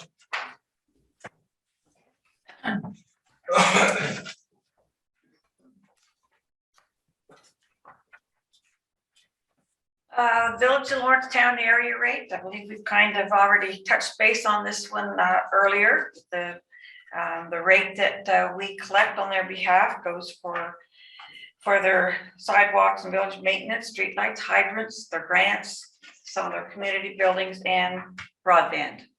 And as well, we do give them some money as a grant towards their expenses. So. Just on that point, before you go, if you could go back to that slide, just again, my sense of fairness. So I take it that the people when I look at this slide, the people in Lawrencetown pay some amount for sidewalks. Is that the way I read that? Yes. It's on top of the regular tax rate, but the people in Paradise and the people in Granville Ferry do not pay to have their sidewalks cleared. Is that right? That's correct. So why do we have different situations in different parts of the county for the same service? The village of Lawrencetown is responsible for looking after, you know, their area.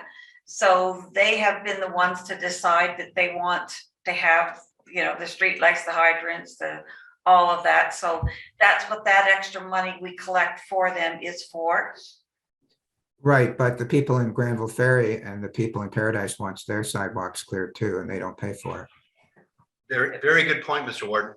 That's something else we need to deal with. Wendy here, Sheridan. We have discussed that in previous council many times and got nowhere with it. Like we suggested it, but as Councillor Gunn mentioned, it just got shut down. We tried to look into that. We got nowhere. Just wanted to make that point. Okay. I'm just talking from fairness. That's where I'm going. So sorry that you answered my question. Thank you. Keep going. All right. Bridgetown community rates. Okay, now these are based on again, what was done at the dissolution, planning and recreation services, the fire services, streets and sidewalks, general operating and debt charges. Some of those charges are included in the area rate, and we'll discuss this a little bit more later. So if we can go to the next slide, Dave. So have my slides out of order here. 21-22 community rate. Oops, wrong one. Still the wrong one. What's that? Go back to the one that you were at. Oh, okay. That's why I got lost. All right. So this slide here shows an example of 1, 2, 3, 4, 5 different areas, what their tax bills are and the various charges.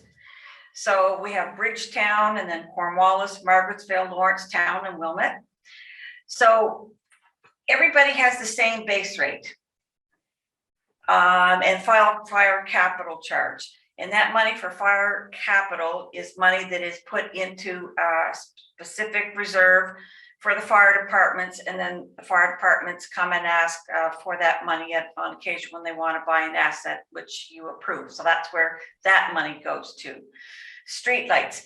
If an area has streetlights, they are charged that rate, and I believe it's the same rate across the county. Paving loans, again, those are applicable in this slide. It's in an area in Wilmette, but again, it was a subdivision that has had the roads have been built up. They have an enhanced road now that they requested.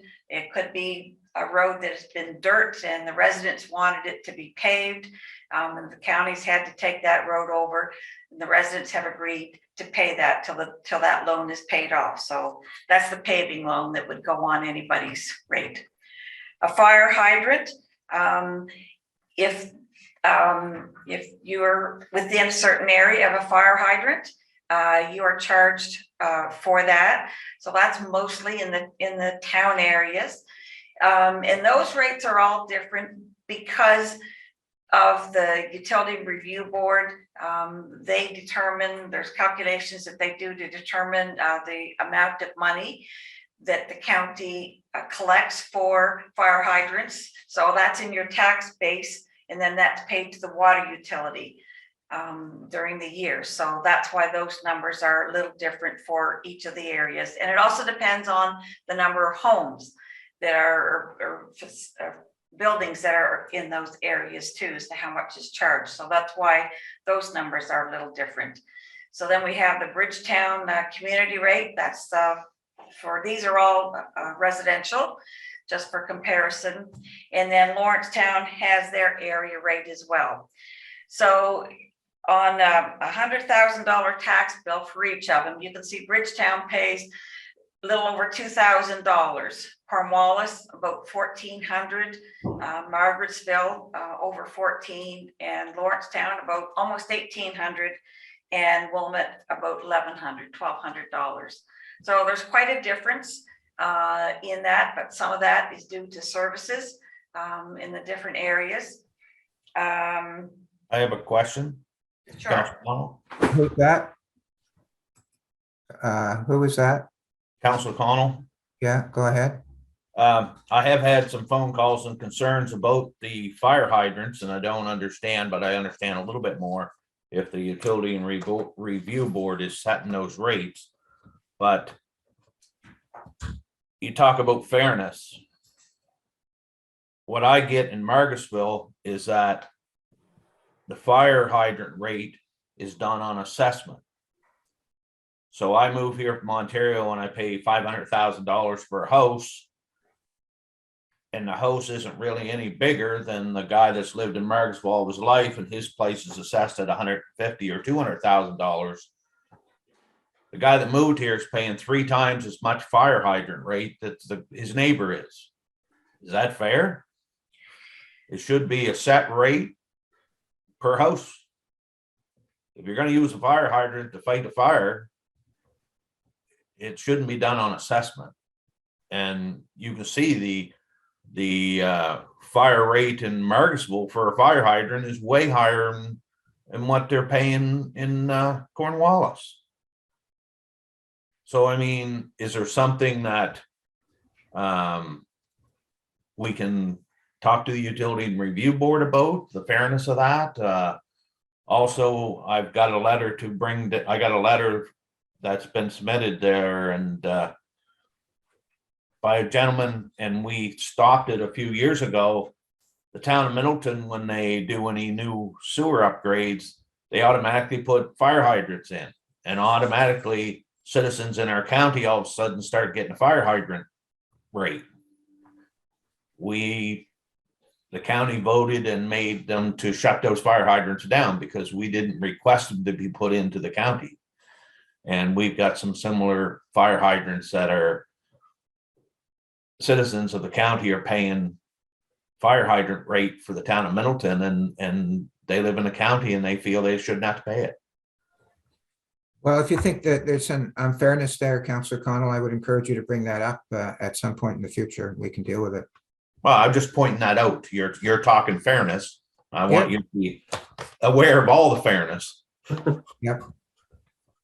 It's just a, Sorry, did I hear somebody else? I'm going to just check here. just a, Anybody? Councillor Hudson, you want to say something? yes, just a point of clarification that just in respect to what Councillor Connell mentioned. All of those rates are based on assessment. Am I correct there?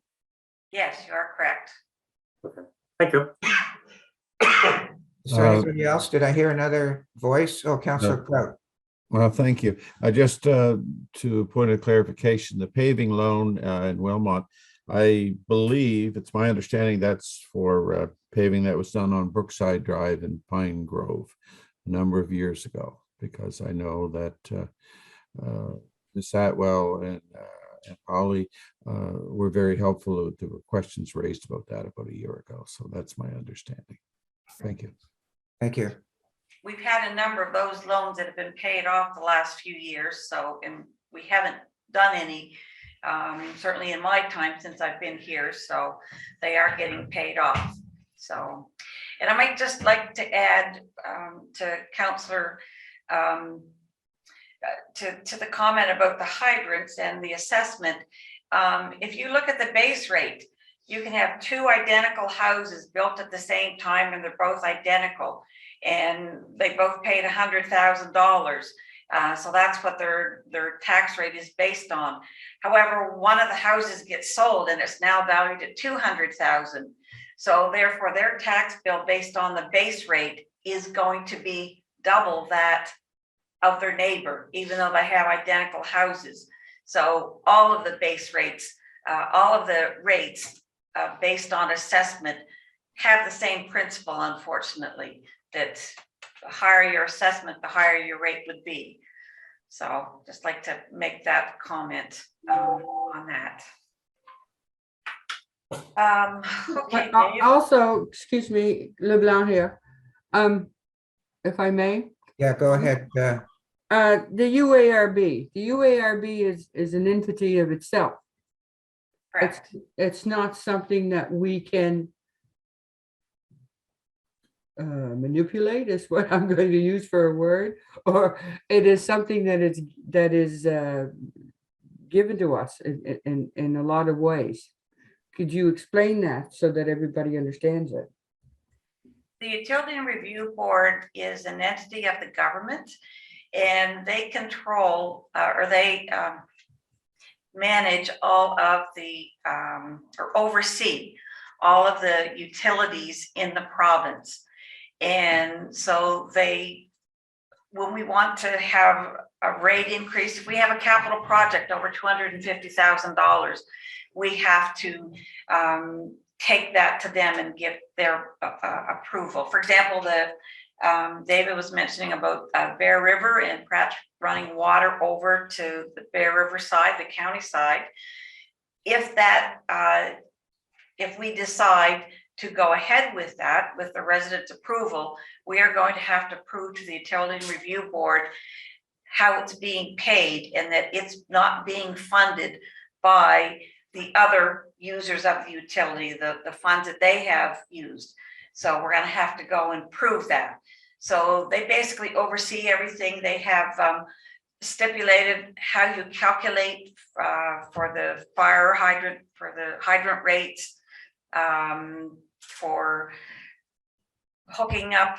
If somebody wants to hook up to the line, they ensure that that is done properly and according to regulations and stuff. So they're very, very diligent at what they do with overseeing the utilities and how the money is being spent and whether or not it is fair to the residents and that we are providing the service that we are supposed to provide. Thank you very much, Nancy. Okay. Yes, Dave Hudson here. Go ahead. Just in respect to the slide that we're presently looking at, all of those rates are set by the county, whether they, well, all of them are. UARB does not have any jurisdiction or control or input into those rates? The fire they do in respect to utilities, but so how this comes into play here is the water utility. So they set rates to charge the users for the water. So yes, but I'm looking at the rates that are on this particular screen. yes, I realize that water is different. if you have a house fire, the fire trucks come and hook up to a hydrant, we don't send the fire departments a bill for water used. That is part of the calculations that they use so that a percentage of the water, that the costs of the water are passed on to those that would benefit from that. So they calculate how much water they estimate, you know, I think $180,000 is what the county, the tax base has to pay the water utility for water that would be used for flushing the hydrants in the spring and fall, for fighting a fire or stuff. That would be part of where that cost would come from. So the Utility Review Board has formulas to calculate how much money that the county has to recover through its tax base, and then they have to pay that to the utility. So that would be how this would be set on that particular line. I must say I don't agree with that, but anyway, I will leave it. All right. All right. Mr. Dick, Yes. it's a 11:15, pretty close, close to the time when we might have a break. Is this a good time, or are you in the middle of something? Yeah, I'm in the middle of a presentation on the Bridgetown community rate. No, you can call the break whenever you like. I think probably a bio break is probably necessary for some of us at this point. Okay, well, it's almost 1:45. Let's come back at 5 minutes to 11. So we'll take about a 15-minute break. Is that agreed with everybody? Sure. Okay. Thank you. 5 minutes. Welcome, everybody. We've finished the morning break, and I'll turn matters over to the CAO, Mr. Dick. Thank you, Mr. Warden. And before Nancy continues with this particular slide, I just wanted to make a couple of comments on some of the comments our councillors were making a bit earlier. Certainly in terms of the comment that Councillor Connell made in terms of the charge for fire hydrants. The assessment to me is a bigger issue than the fire hydrant charge. We have a system that is supposed to value properties based on market value. And the delay in determining a market value to when the property is actually assessed at a market value, is a delayed period of time and sometimes can be forever because of the capping that we have where rates or assessment only goes up by a percentage every year. It'll never get to the true assessed value. So when we talk about inequities, and I'll use the example that Councillor Connell used, is that you get this guy from Ontario, buys a property for 500,000, the guy next to him has 200,000. That guy at 200,000 is getting in terms of services, getting the exact same level, but he's paying 40% of the taxes. And so what market valuation is supposed to do is get him to the 500,000. It is never going to happen because of the capping here. So that's an issue from my perspective in terms of we talk about fairness. That isn't being fair. And you could have two properties side by side and both can significantly different values and paying different taxes and getting the same rate. Getting to the point that Councillor Hudson made in terms of the UARB and their determination of what the charges are for fire hydrants. We are going to be going to them for water rate review at some time in the near future. And they make a determination based on statistics that we provide, and they come back with a rate. And I'll use the example of a number of years ago, they came up with water rates for the utility when we combined the three utilities or former utilities into one here, came up with a water rate, of which a customer of ours is town of Annapolis. They came up with a rate for them based on some level of statistics. To me, if I look at that rate, it is totally inequitable in terms of the usage of water that town of Annapolis gets relative to the rest of those three user groups. When if we decide to move Bridgetown water utility into the global utility, we will have to engage somebody, maybe somebody internal or maybe an external person to determine the rate study for that will be brought to the UARB. UARB will make a decision on what the rates will be. Is that the right way to do it? Quite frankly, I believe that we should be able to make our own rates. I think that should be a council decision, but that's just my view. Certainly it's not the view of those held in province of Nova Scotia. Well, that's just a diatribe that I wanted to provide. And Nancy, if you could continue with this slide, please.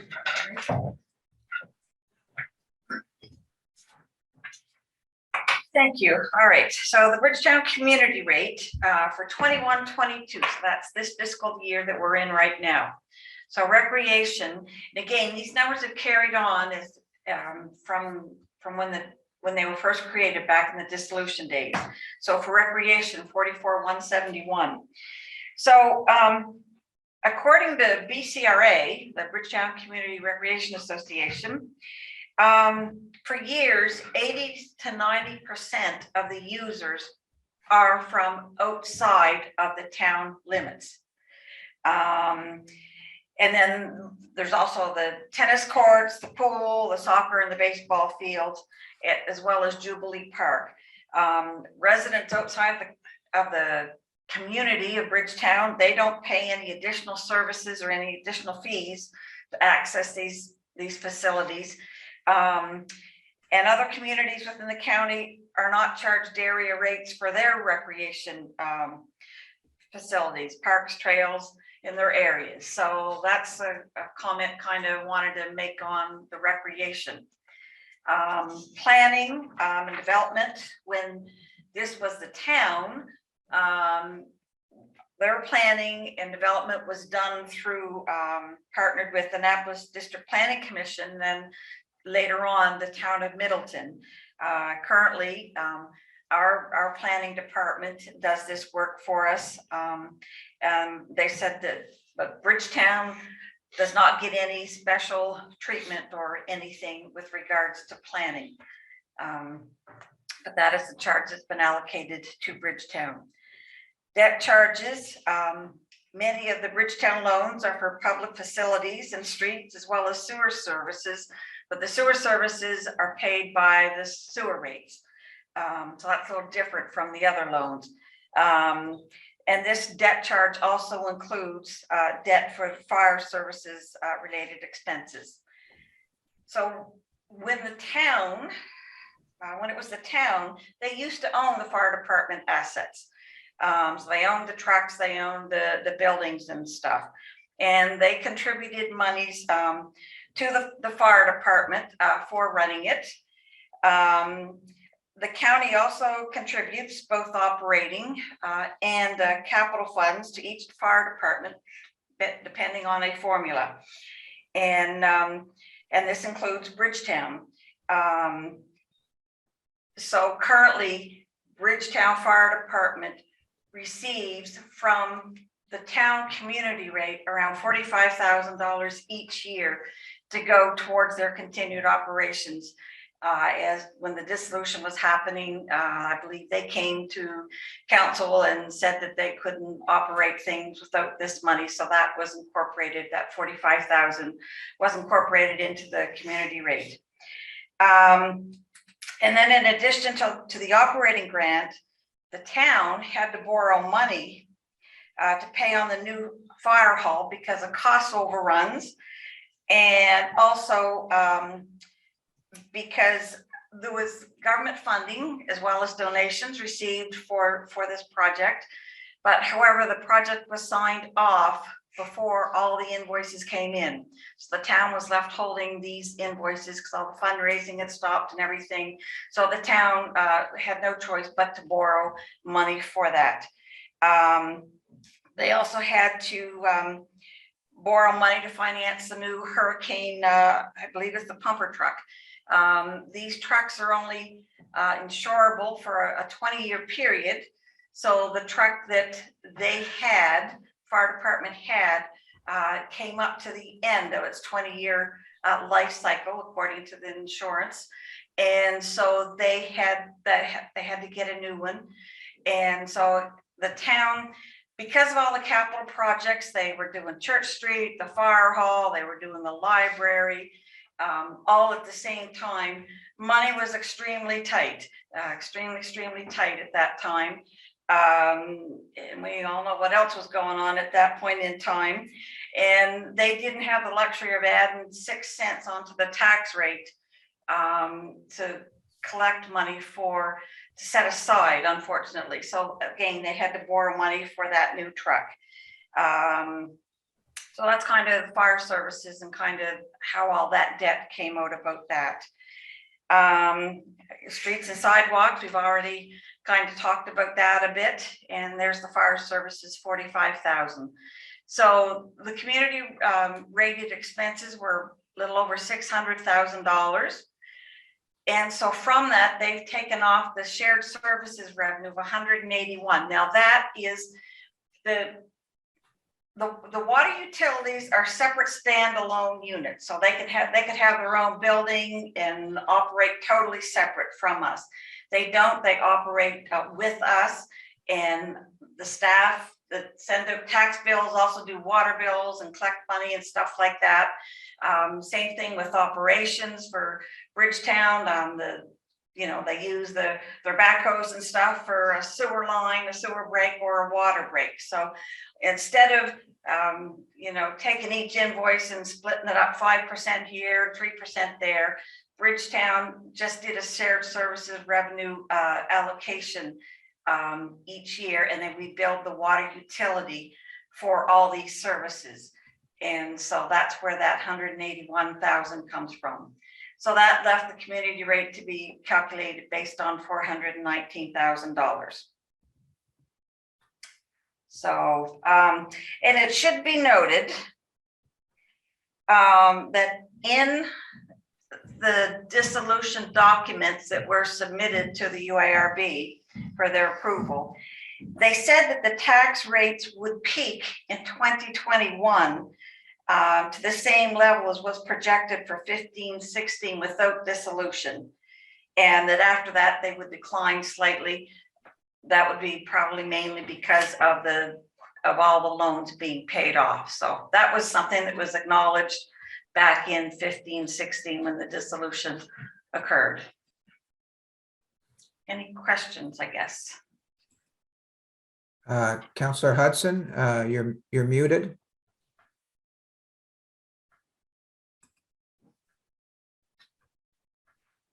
There we go. Just with respect to the fire services, the presentation that we received yesterday regarding the fire services, the amount is not $45,000. It's a lesser figure. I just make note of that. And I also want to refer to the information that's on this slide does not agree with the information that was provided to us on a previous, on a previous slide, the previous slide for 21-22 showed a net, showed a different net figure that would be applied to the community rate. And I was just wondering what the difference is between these two slides and why the figures are not basically the same. What was the number that you had? Well, a slide or two ago, It's on page 4. yes, that's page 4 of your, And in it your looks package. like the number's 141, 199. That's right. And then in this slide here, you're saying that basically there would be a need of $420,000. David had mentioned that to ignore those 21, 22 numbers on that slide, because Correct. those numbers were incorrect at that time. So So which slide was incorrect? the other one that you're referring to? I think you said slide 4. Page 4, it's Bridgetown community rate. You're saying that those numbers are not accurate? For the 21, 22 column, yes, that's correct. Why are they inaccurate, just out of curiosity? Holly put that slide together. And we haven't been able to confirm I haven't been able to confirm what those numbers were, and I just omitted changing that in the slide. Okay. Mr. Warden, it's Dawn Campbell. I wondered if I might clarify from the presentation yesterday. Yeah. So I believe, Councillor Hudson, you were referring to one of the slides that showed an amount of $35,000. And on that particular slide, if that's the one you're referring to, it was quoting the amount that was in the 2015 community rate. It has increased over the years subsequently, and the 45,000 is what it is in 21, 22. If I could just pick up on that, Ms. Campbell, is that the amount?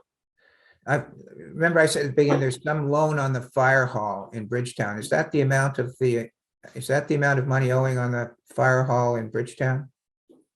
No, that fire services line is strictly money that we give, that the community rate gives to the fire department in Bridgetown to spend for their operating expenses. The debt would be included up in that line on debt. Oh, in the 108? Yes. So but what, do we know what the fire hall debt is of that 108?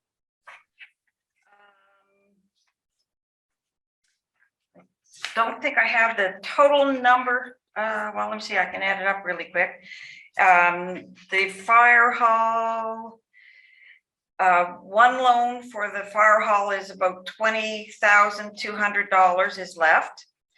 The other one, the hurricane truck, 2, 3, 4, 5, 62,000. Thank you, David. And the big loan for the fire hall is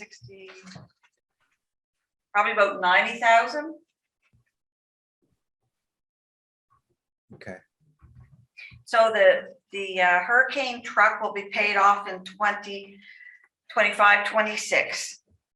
And the small fire hall loan will be paid off next year, 22, 23. And the big fire hall loan, that I believe is about 2035, I believe.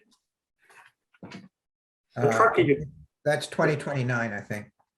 Okay, yeah. The truck is the plow truck that you're talking about, is it?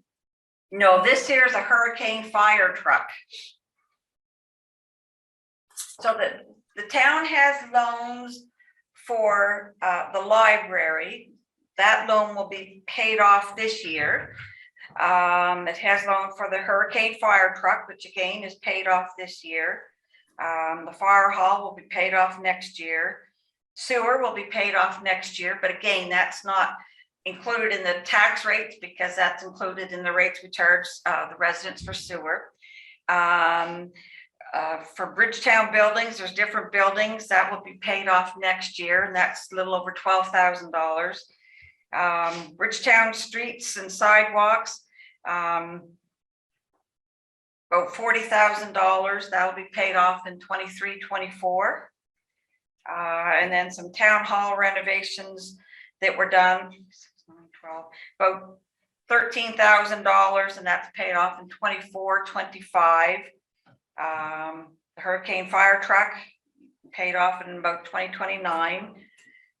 The fire hall, sorry, the hurricane truck will be paid off in 25-26. The fire hall will be paid off in about 28-29. And then Church Street, that loan will be paid off in 24-25. So in the next few years, the need for some of that funding in the community rate will decrease because of the loans in themselves. Why is Bridgetown paying for that fire truck? Because again, Bridgetown owned the assets prior to dissolution. And so they would, similar as how the county said, they charge the extra 6 cents on the assessed value of our properties and set that money in a capital reserve for all the fire departments. All the fire departments are allocated certain amounts, and so they let those funds build up, and then they can withdraw them upon approval by council. Bridgetown was not able to set that money aside to be able to do that, so that's why the town had to get a loan. But wouldn't, during the last 6 or 7 years, if when the other fire departments were asking for capital payments from the reserve, I guess, the county would have had that obligation once Bridgetown was dissolved. But Bridgetown was paying for it all by themselves instead of coming out of the general rate. Is that what happened? Yes. Ms. Campbell, can you answer that? Yeah. Yes, I would very much like to answer that, Mr. Warden, if I could. Don Campbell. Yeah, go ahead. So Bridgetown Fire Department had the same opportunity to draw from the capital fund that all of the 10 other fire departments did. Where this became very complicated during transition was that fire services was treated like it was a department of the town of Bridgetown prior to dissolution. I wasn't part of the discussions, but what I gather happened as part of the transition was that a decision was made to hand the assets off to the fire department at the time of dissolution to put them in the same position as the other 10 fire departments that the county deals with. But I want to be clear that the Bridgetown Fire Department had the same opportunity to draw from that joint capital fund that all of the 10 other fire departments did. May I respond a little further? Sure. My understanding with talking with the fire department is that Bridgetown was in a unique situation where part of their services was with the town and part of it was with the county. So they tried to rotate, buying one vehicle from the county at this point and then the town the next point. And I believe at that point in time, they had loans on other equipment that they had bought, and they were using the funds on the county that the county had, I believe, to make their loan payments at that point in time as well. So I'm not sure how much money they had in their fund with the county at that point in time, but that probably would have been another concern of theirs. So. Okay. Councilor Connell? Councilor Connell, go ahead. Yeah, and also the Annapolis Royal and the town of Middleton is in the same boat today. We only pay for so many vehicles in the Middleton Fire Department. The town of Middleton has to buy their own vehicles too. So that's why Bridgetown had paid for their own vehicle before dissolution, was because we only supported so many vehicles within that fire department. So when the loan was taken out to buy the new vehicle from the town accepted the loan and the debt. And that's how that occurred. We don't pay Middleton's debt for their fire department, their fire hall trucks that they buy. We only pay for whatever amount of trucks that we support in their building. The same as Annapolis Royal. Okay, good discussion. Any other comments on that? Yes, if I may, Warden. Yeah, go ahead. I still having a problem with this. We all pay, regardless if you live in Bridgetown or you live in a county, we all pay the fire capital tax rate of 6 cents a 100 or something like that. So Bridgetown residents have been paying into that. Okay, well, I'll just say since dissolution, the last 6 or 7 years. And as Dawn has previously mentioned, that the Bridgetown Fire Department can withdraw from that fund based on their contributions to that fund. And I guess why aren't the principal payments for the fire truck not being taken from that fund? And why? And having said that, why should they be part of the community rate? The fund is there to make these capital payments. So why aren't they used? Excuse me, can I So speak? if I may, Mr. Counselor, the reality is that was bought in 2015. And that's the decision that was made at the time, that the Bridgetown community rate would include a rate directed towards the repayment of that debt. Should this council decide to do something different, that is a choice you can make going forward. So I agree with you. If you decide that you want those principal payments that come out of the 6 cents that we charge annually, that could come out of the reserve. That just limits what they have carrying forward for future capital assets. But these are decisions that were made in 2015. And until such time as council decides to do something different, we can't change course. We have to continue to follow those rules. Just to comment on that, my preference is to deal with things on a current basis. The situation back in 2015, 16, I don't think it needs to be part of this discussion at all. I think we should be discussing this in terms of the current situation. Agreed. And so that's what we're suggesting, that this is a decision that was made. And unless you want to change that going forward, we can only do what previous councils have suggested doing at this point. Can I speak? Hey, who's that? That's Councillor Bartow. Yes, please go ahead. Yeah. I think everybody's looking at it with blinders on coming in to discuss this. Now, the fire department fund on the rate, it's not meant to pay for all the vehicles. It's only meant to pay for a portion to help out the fire departments. Fire departments traditionally have raised their own money. And before this fund was started a few years back, they did all of their fundraising, and they did a hard, it was a hard job for them. Now this softens the blow a bit, but they still have the responsibility for continuing the service.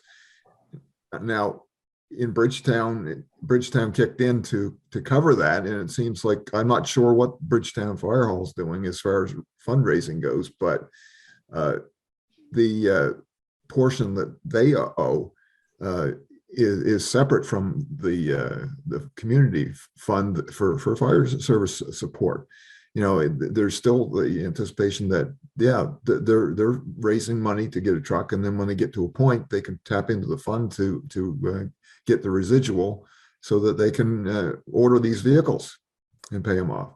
It's the money that was owed by Bridgetown is into that category. I feel that the town or Bridgetown or the Bridgetown Fire Department was responsible for those monies that they committed to, and not the county. Just to be fair to everybody, Annapolis Royal, Bear, Margarettsville, Nicktaw, they all raise money like, we have to look at the big picture on how this, and if they didn't, there'd be a lot more financial burden on the municipality. So I think that we got to step back and look at how we got here. And it's not like, oh yeah, why is Bridgetown paying for it? Well, Bridgetown's paying for it because they made a commitment to move forward in that direction.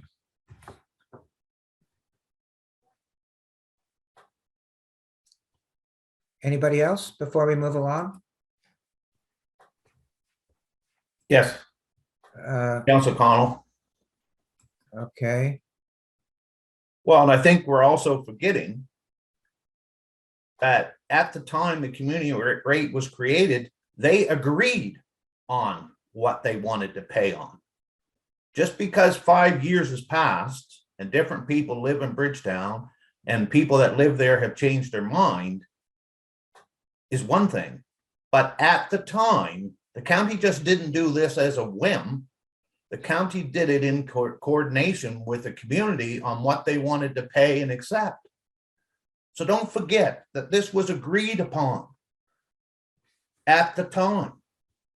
We may see it differently and may move forward differently, but don't ever say that the county did anything wrong. The county did it in conjunction with the dissolution and the community of Bridgetown. Everything was agreed upon. okay, well, I'll just echo Councillor Hudson's words and say that as far as I'm concerned, what happened 6 or 7 years ago is what happened 6 or 7 years ago, and I'm interested in fairness at the moment and moving forward, and that's the way I'm going to be looking at it. So if I may, and I echo the comments about fairness, but as Councillor Connell said, that this particular exposure was agreed to before. You want to move going forward, those are different circumstances, but at that point, the fairness was they had agreed to pay for this extra service. So in terms of fairness, we can't, in my opinion, can you just make the rest of the county pay for that? Is that being fair to the rest of the county? I think that's the point Councillor Connell is making. Yeah, well, I'm not, it may be fair, I'm not saying what I think at the moment is fair and isn't fair. All I'm saying is I'm looking at it on fairness today and not what happened 6 or 7 years ago. And if it's fair that there could be a continued Bridgetown community rate for certain things, then I'm into that. I'm just trying to figure out what's fair at the moment. But, excuse me. Well, Mr. Warden? Yeah, Diane, is that you? Yes, it is. Yeah. I have to, I guess the point Councillor Connell is trying to say is it was not, all these decisions that were made were not done without the consultations and hours and hours and hours with the board to talk to the residents in the Bridgetown area. So it's not something that was given by the county. It was something that was done with the residents. And that's what his point is. And the province and the board that was placed there. So I guess what you're saying is we're trying to be fair, and I don't disagree with that. But I guess the bottom line is it just seems to be coming back that why was that there? What it was done with the communications and the different points that were brought out by the community itself on what they wanted to keep and go forward with. It seems it's different now, and it's like Connell said, new people are there, they see it different, they've changed their minds, and we know how we are here now. We have taxes that keep going up, and it is what it is. So it's like the comment of, well, you choose where you live, and if you don't have the amenities, well, that's too bad. No, I don't see it that way. You choose what you live, you choose to live where you can afford or where your job is. It all depends. There's a whole lot of criteria that depends on where you choose to live. So to me, to be saying, well, you should have lived in Bridgetown or Middleton or Annapolis Royal instead of the county, and you'd have all these things right at hand. I don't go with that because money plays a big, it's a big issue of what you can and can't do and where your job is. I'll leave it at that. Thank you, Mr. Warden. Councillor Redden, did I see your hand up?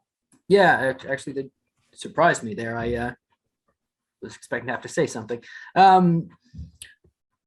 Looking at this and thinking about the complexities here, I almost wonder if we're not, with the equity thing there, I agree with the warden and Councillor Hudson about today is an important way to look at it, but I also think that we might be trying to compare apples and oranges in that the way the Bridgetown Volunteer Fire Department was run before was very different from the way the rest of the county fire departments were run.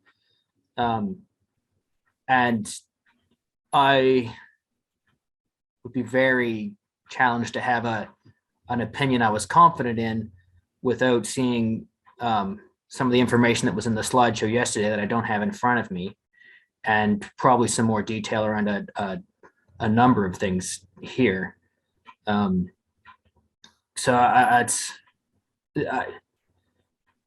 I really think that we might be into, although they have the same name, that they're very different things. That's my thought at the moment. Okay, thank you. I have a question. This is just a question to find out some information. I'm not suggesting one way or the other. I have a question for Ms. Campbell. As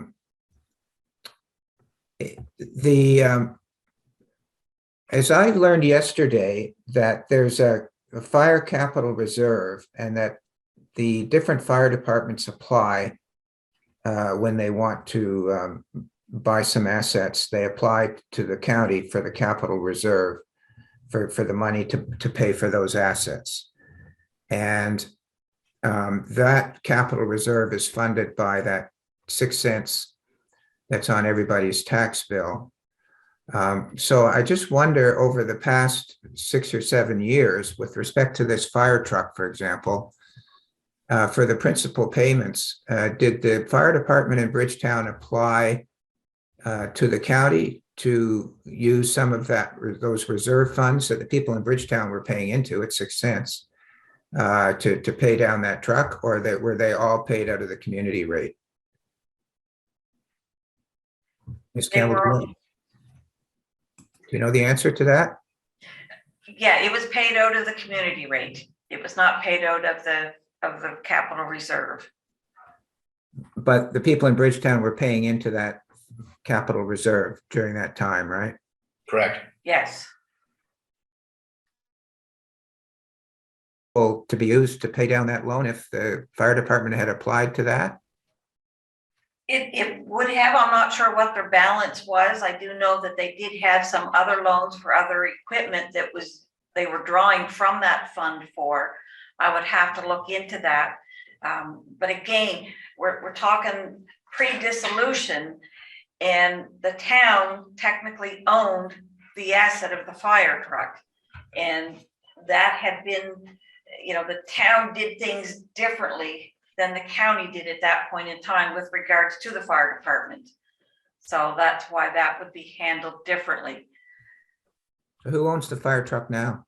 The fire department. Upon dissolution, all the assets were handed over to the fire department. So they're responsible for it now. Okay, thank you. Thank you for answering my question. But I have a comment, Councilor Connell. Yeah, go ahead. But it's also the responsibility of any of our fire departments to apply to the county. It's not for us to go to them and say, you should take that money. It's entirely up to them to apply for the funding. Isn't that correct? Yes. And I just, Yeah. it's Wendy. Go ahead, So Wendy. What I'm thinking they may be doing is just building up a reserve, because that truck is what, 6 or 7 years old now. So if they draw out of that reserve now, they have no cushion there to purchase a new truck. So maybe they're looking at it like, hey, I better leave this money here because they're going to have to replace it. Great. Yeah. Because these service vehicles do have, according to the insurance for the fire departments, they do have specific lifespans. And whether the truck is still in good running condition or whatever, this particular truck they had, they were obligated to have a truck under 20 years old, or else they could not have operated, is my understanding. So that was. I mean, I think that that's a separate discussion altogether. They could have a vehicle that's not insured and still operate if it's still in usable condition. But I think that's not for today's discussion. I think, you know, I think we're sort of losing track of this just because insurance only covers it for 20 years.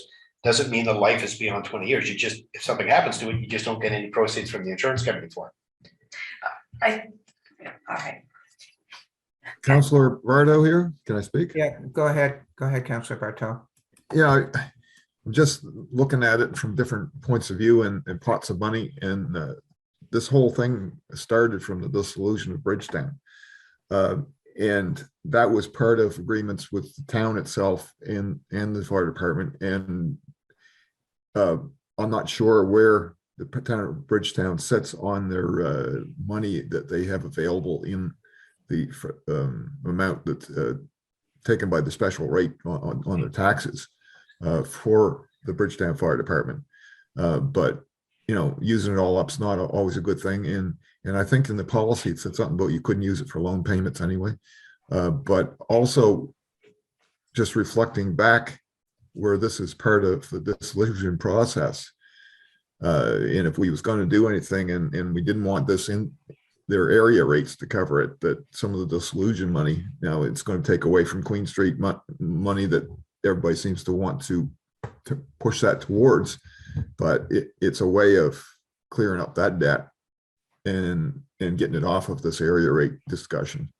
I'm not sure if anybody else has a thought on that or not, but I think we need to look at the policy for one, and how that money can be accessed and used, and the other is the dissolution money, whether some of that can be used. And how much, can I ask, how much is owing on this fire truck?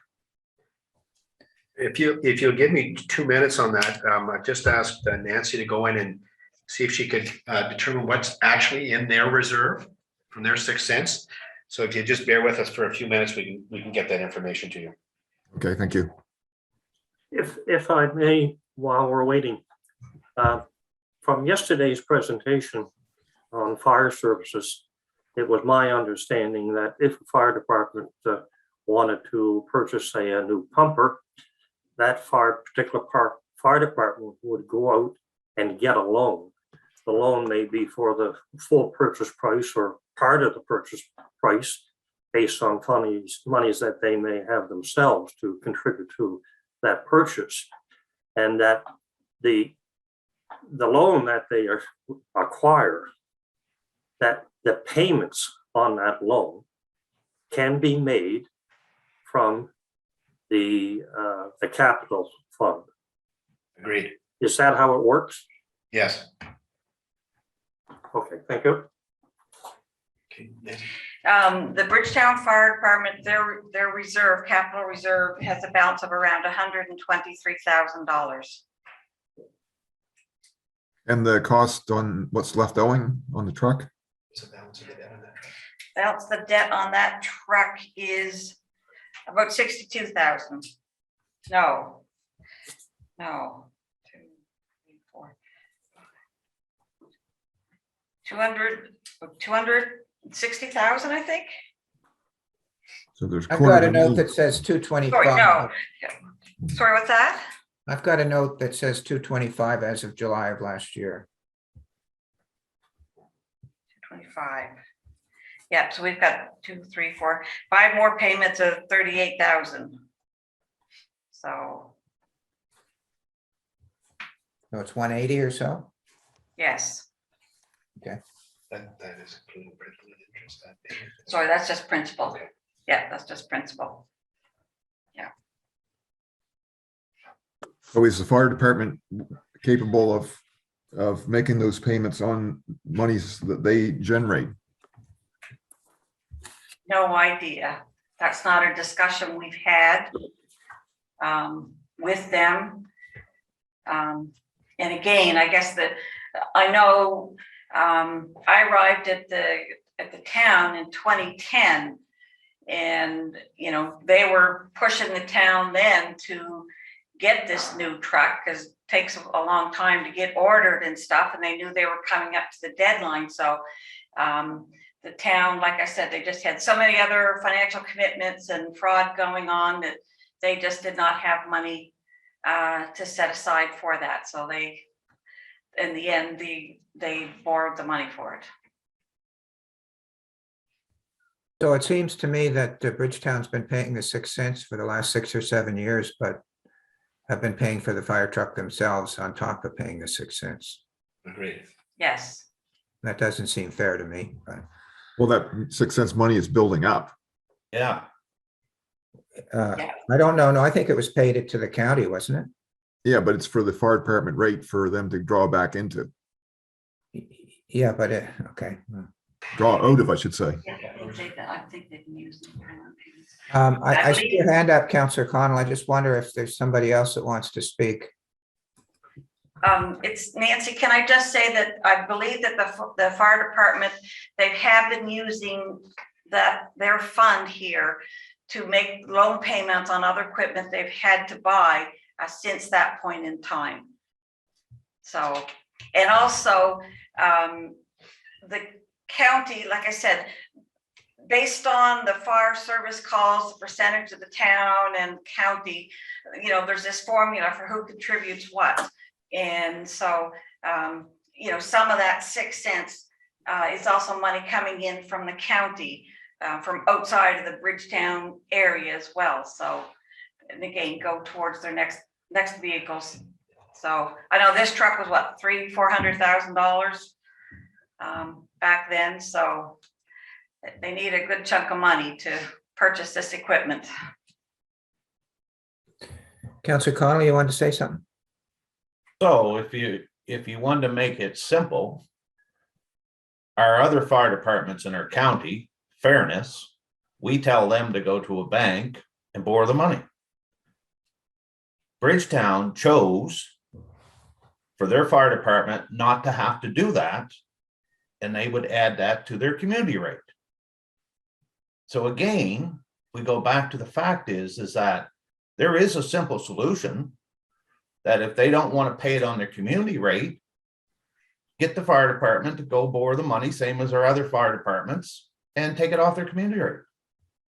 Why should the taxpayers for Margarettsville pay for a fire truck that belongs in the Bridgetown area when they have to do exactly what I just said?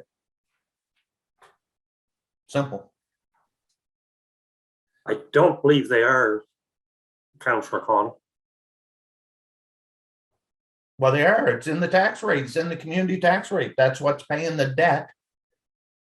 The old debt off is the community tax rate is paying toward their debt they assumed during dissolution. Are you talking about the fire truck? That's in that debt schedule. But hasn't the 6 cents gone into the general county fire reserve? No, because every fire department, they've explained that. No, my question was the 6 cents. Yes, That's gone into the general fire reserve, right? No, every fire department has a reserve in our county that 6 cents goes into their district reserve. Marksville has a pot of money. Springfield has a pot of money. They just don't apply to a Annapolis County pot of money. Okay, fair enough. So it's all done to the district. The 6% collected in that district goes into a fund for that fire department. So is there a Bridgetown fund? Yes. And okay, and that's been funded by the 6 cents that the Bridgetown people pay? Yes. And I guess people outside of Bridgetown like me and Clarence, because I guess that's the closest fire department. And so Correct. that's the $120,000 that somebody said was in. Yes, Is that what that is? Yes. it is. Okay, well, that's all very helpful. I appreciate I'm learning here. Thank you. All right, we go to the next slide. All right, This is a good one. now this one here, should I speak? Oh yeah, you gotta run and leave me. There was an error with this, the 4.4, removal of snow requirement. That applies to an individual in the town that doesn't want the town to remove the snow from the sidewalk in front of their house. So this 4.4 tells the homeowner what they have, when they have to clear the snow off their sidewalk. To my knowledge, there's been nobody that has done that. So it's kind of not necessary, I guess, at this point in time. But again, like we said before, that they do have a bylaw for the town, but that the operations, they have continued to service the streets and sidewalks in the same fashion as what they have before dissolution. And again, there are some of the other areas that have streets and sidewalks that we maintain ourselves. Some of the streets that are in our county are owned and maintained by the Department of Transportation. Some of them we have contractors looking after them. And a few of our streets, the Department of Transportation will actually plow them as well, because they have their vehicles right there, and then it, abuts next to a street that is technically the county's. So they will plow and sand or salt that as required, and then send us a bill for that. So, okay.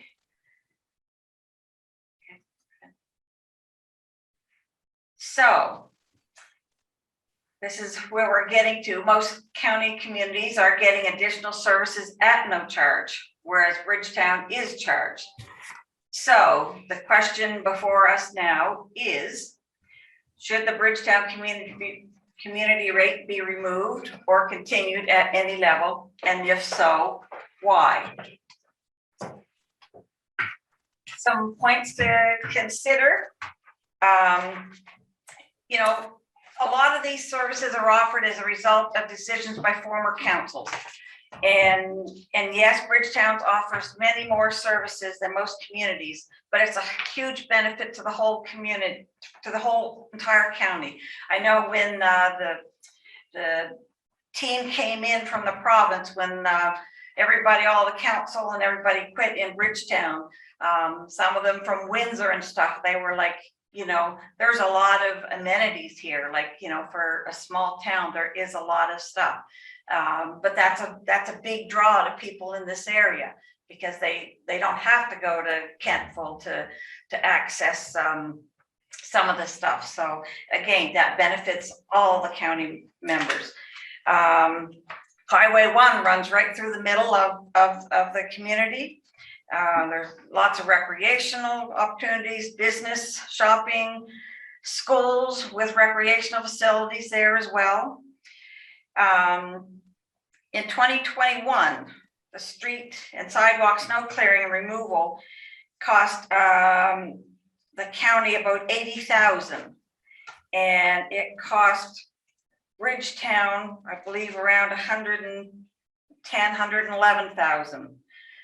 So Bridgetown is around $30,000 above the county, what the county pays out for the work they do, for all they subcontract and everything. And then Bridgetown also does have to remove snow because the streets are so small. And as a side comment is, Department of Transportation could not go down a lot of those streets in Bridgetown. So that's some of the reason too why the town had to have their own equipment and everything. You know, they have to remove the snow because the roads are so narrow, the banks would get too high and it just becomes a huge liability, and it compromises the safety of people trying to go around the town. And as we said earlier, Granville Ferry, they do the same on their sidewalks. The guys have to haul that snow away. So again, other communities have snow clearing for sidewalks, but they're not levied an area charge for their services.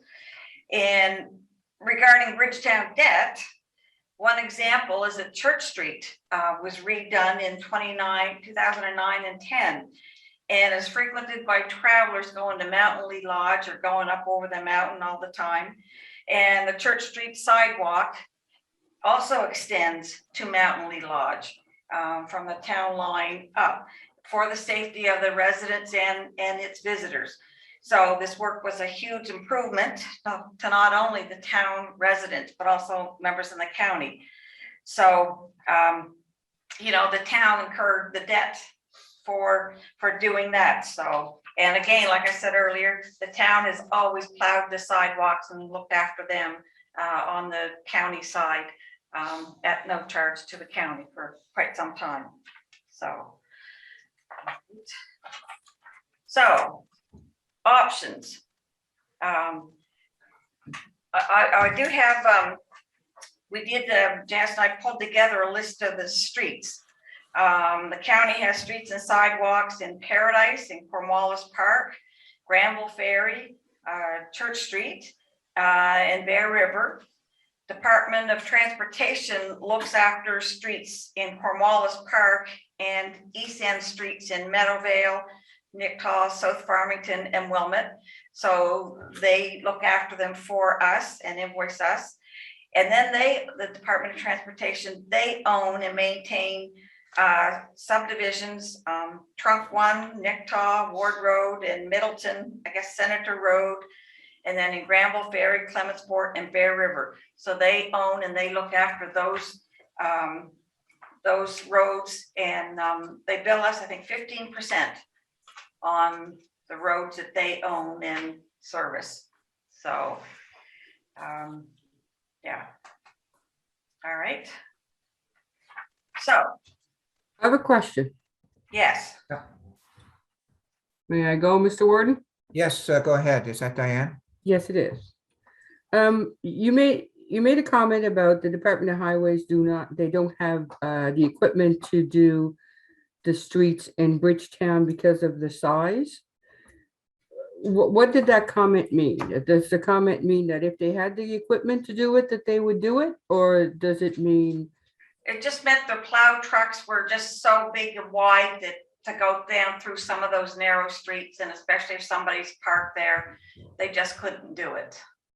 So I don't know if they have smaller equipment that they take around to do other areas or not, but I do know that once in a while they will drop their blade if they're going through Granville Street, just for, or going up Church Street. I believe they do that just for convenience, I guess. But technically we are supposed to be looking after those ourselves. Okay, the reason I said that, it's because I do know that they have equipment that can probably fit on those streets, because I see the equipment in some of the subdivisions that they're using at this particular time. Okay. Then because they are our streets, if we were to look at getting them to do them, we would have to enter into an agreement with them, and then they would invoice us for that work. So could I ask a question? It's Wendy Sheridan. Go ahead, Councillor Sheridan. So have we ever anticipated getting a price from them in with a contract? So would it be cheaper for an invoice to come in as opposed to having all this extra equipment for the area rate people? We have actually looked into it. That's a discussion we've been having for a number of months about whether it's easier to just get a contractor to do all that work for us. So we're still debating that internally. One of the issues that we do have, though, is that we do have all that equipment that's there. So if we're not doing any of our own roads and we have equipment that really has no value, plus we have employees that, although they're not designated to Bridgetown any longer, we have employees that, do we have a use going forward to them? And we'd like to say, yes, we do. But those are issues that we've been considering for a number of months, yes. Thank you. Do I have a comment on? Anybody else? Councillor Connell? So yes, I'd like to clarify, transportation just didn't do the streets on their own behalf. During dissolution, there was a request from the province for us to do the main streets, because the main streets, once it became a county, kind of the province owns the #1 highway, the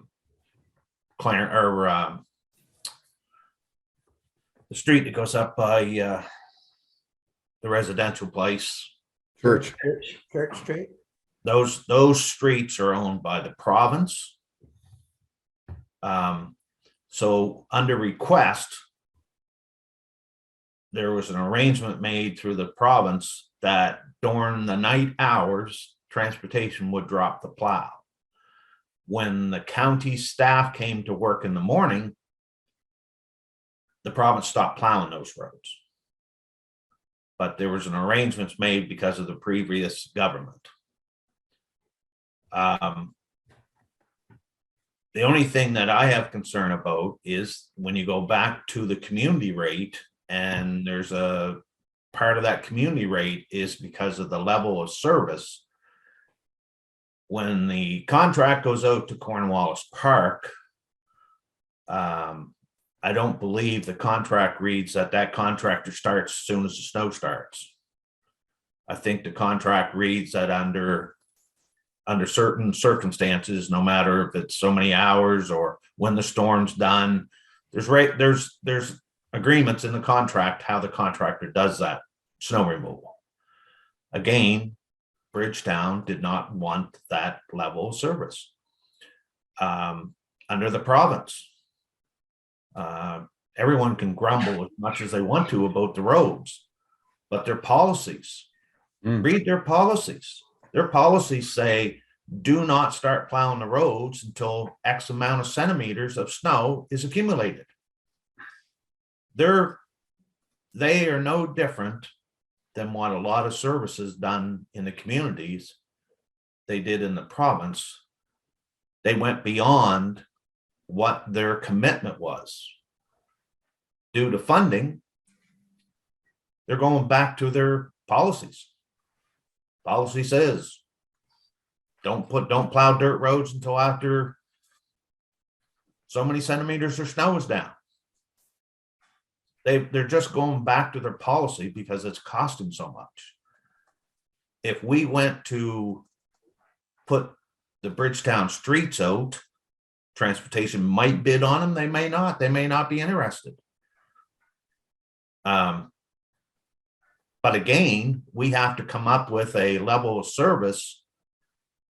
And if it's contracted out, that contractor's not going to go beyond that level of service. No more than they do in the rural areas that they do.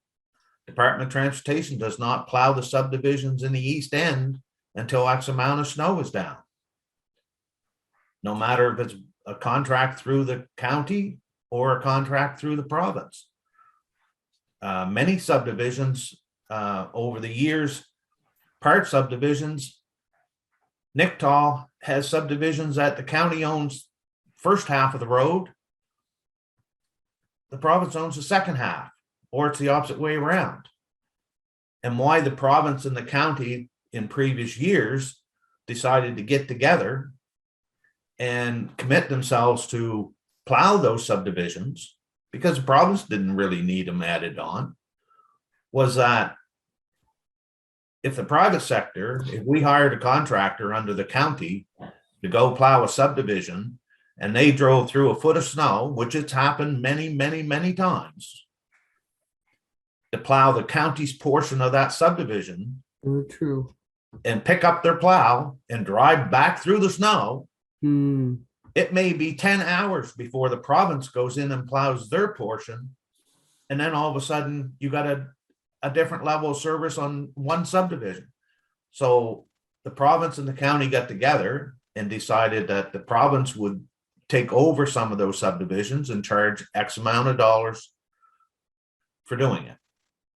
But they did it mainly because of the level of service. Would all be done at the same time. So there's good about contracting it out, but again, it's going to go back to what does Bridgetown accept for level of service?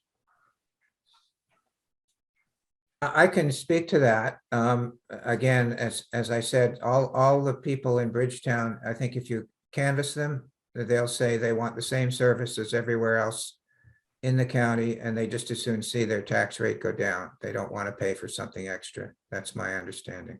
But we're getting, David Hudson complained the last two storm that they're not getting the Gold Star service. Yeah, well, we're not getting the Gold Star service out in Clarence and over on the mountain either. But they're still getting a higher level of service, same as Lynn said, when you drive off the mountain and you can hardly get down the road and you They'll come just- into Bridgetown and everything's cleared. They'll take whatever everybody else gets, I think, if you ask them. I'll be glad to hear that and see that when it happens. Okay, May I? yeah, go ahead, Deputy Warden. Thank you very much. When I think of these area rates and one thing and another, I think of, just as you brought up, Warden Clarence, I think more of course, Perrott, Maitland Bridge, Greenland, Springfield, those places. And they pay the same rate, the same tax rate as I do here in Upper Clements, and other people pay around. They have no service. As a matter of fact, those people, because if you live in Maitland Bridge, you've got to drive 30 miles to buy a loaf of bread, to see a doctor, to see anybody, to pay your taxes, right? There's no service out in those places. So, and snow clearing, my God, I don't know how many calls I've got over this last while of people stuck even in Bear River, plowed all around them, but these little crossroads not plowed. 2-3 days goes by, there's old people in some of those houses, so they don't get the service. Bridgetown gets a lot of service, plus they've got the stores, plus they've got they've got the sidewalks, they've got the plowing, they've got the rink. It makes it quite a little center, and it's good for business. So whether I think it's fair, it's got to be fair. We got to find some way that it's fair. And it's policies, these policies that Councillor Connell mentioned, policy department of infrastructure renewal. Their policy they had, because the government cut back on their funding, they have to go strictly by policy. I understand that, with the level of funding is cut back. So if and it's the same thing, if Bridgetown if Bridgetown could cut some of their service, I'm sure we could cut the area rate, make it more equitable. But, and there's probably a way to do that, but it's going to take some time to find it. And I don't think we can just say, oh, well, we can cut this out because of that. It's all seems to me that it was quite justified along the way. And as they've all, other councillors point out, that's the level of service they wanted. So if you want that level, you have to pay for it. And as I mentioned before, when you don't pay for services, the county has no choice in the end but to come along and close a facility here, not be able to fund another facility there. That's just what's going to happen, because it'll become unaffordable, not only as we found out with the Basin View. I'll leave it at that. Thank you. Mr. Dick, it's 12 o'clock, and we haven't really gotten to your options. It looks like there may be further discussion. Could I have your view as to whether we should keep going or whether you'd like to break for lunch? I've already snuck out for lunch. It all depends what council would like to do. No, I'm just kidding. Whatever council wants to do is fine. Well, is that just so the remainder of the presentation would essentially be going over these comparisons and the options? Is that where we are? That's where we are. And I suspect when we conclude these 4 options, and again, they're just options, I suspect that there'll probably be some additional commentary. So I guess I'll make an executive decision that we'll break for lunch, because I do think a lot of counselors will have some questions. And just so you know where I'm going on this, what I intend to do after lunch, and we'll talk about these comparisons.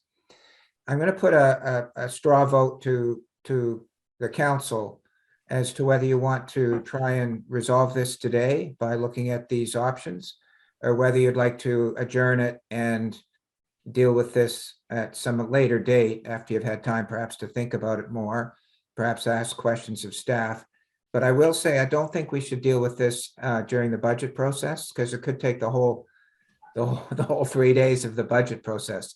I'd like to deal with this, if we don't deal with it today, have another committee of the whole in a couple of weeks. That sounds like a plan. And come to some conclusion. And so what I'll do, as I said, I'll take a straw poll after we finish this today as to whether council wishes to kind of try and conclude it today or adjourn it for a few weeks. So we'll break for lunch. We'll come back at 12:45, and we'll go over the options and have a discussion, and that should be the end. Okay, thank you. Thank you, everyone. This is the continuation of the Special Committee of the Whole meeting dealing with the Bridgetown community rate. Before we go back to the presentation, I just wanted to say to the councilors, over the lunch break, I was contemplating how we're going to come to a conclusion on all this, because obviously there are different views of the different councilors, as would be expected on an issue like this. So having thought about it, when we finish the presentation today, here's what I intend to do. And of course, you know, we can change it and council will decide. But I thought that the first thing I would put to the council after we conclude is whether you want to decide it today on the basis of the 4 options that are before us. So that's one thing we could do. The other thing we could do is we could adjourn and reschedule another meeting in a couple of weeks, with the idea that between now and that meeting, any counselor could write to Mr. Dick with another option. Because Mr. Dick at the beginning said they've given us 4, there could be other options. So if we did it, then any counselor could write in and say, here's an option I'd like to put before the council. Then we would go into the next meeting. We would again have a discussion, hopefully not go over too much plowed ground. And then we would have a vote. We'd have 4 options in front of us, or maybe we'd have 6, or maybe we'd have 7, or maybe we'd have 8. And what we would do is we'd have a vote, and the option that got the least votes would fall off the table. And then we have another vote with the ones left until we got to a majority, where there was a majority of one of the options that was on the table. So that seems to me to be the most fair and democratic way to get to this conclusion of this particular debate, rather than having somebody put forward a motion of one of the options and then debate that, and then maybe have amendments to that. And then it just seems like we could get right off the rails.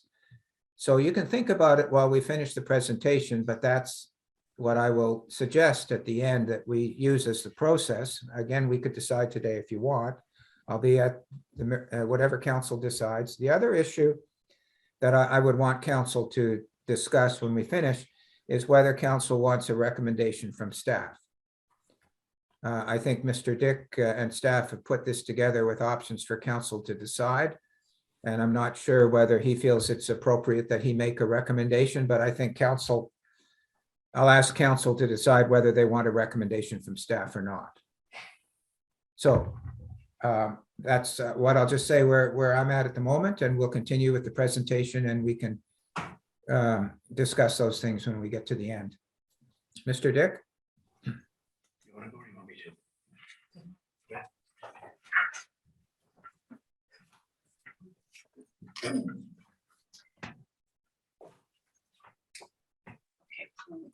All right, so we have we prepared 4 options for you to consider.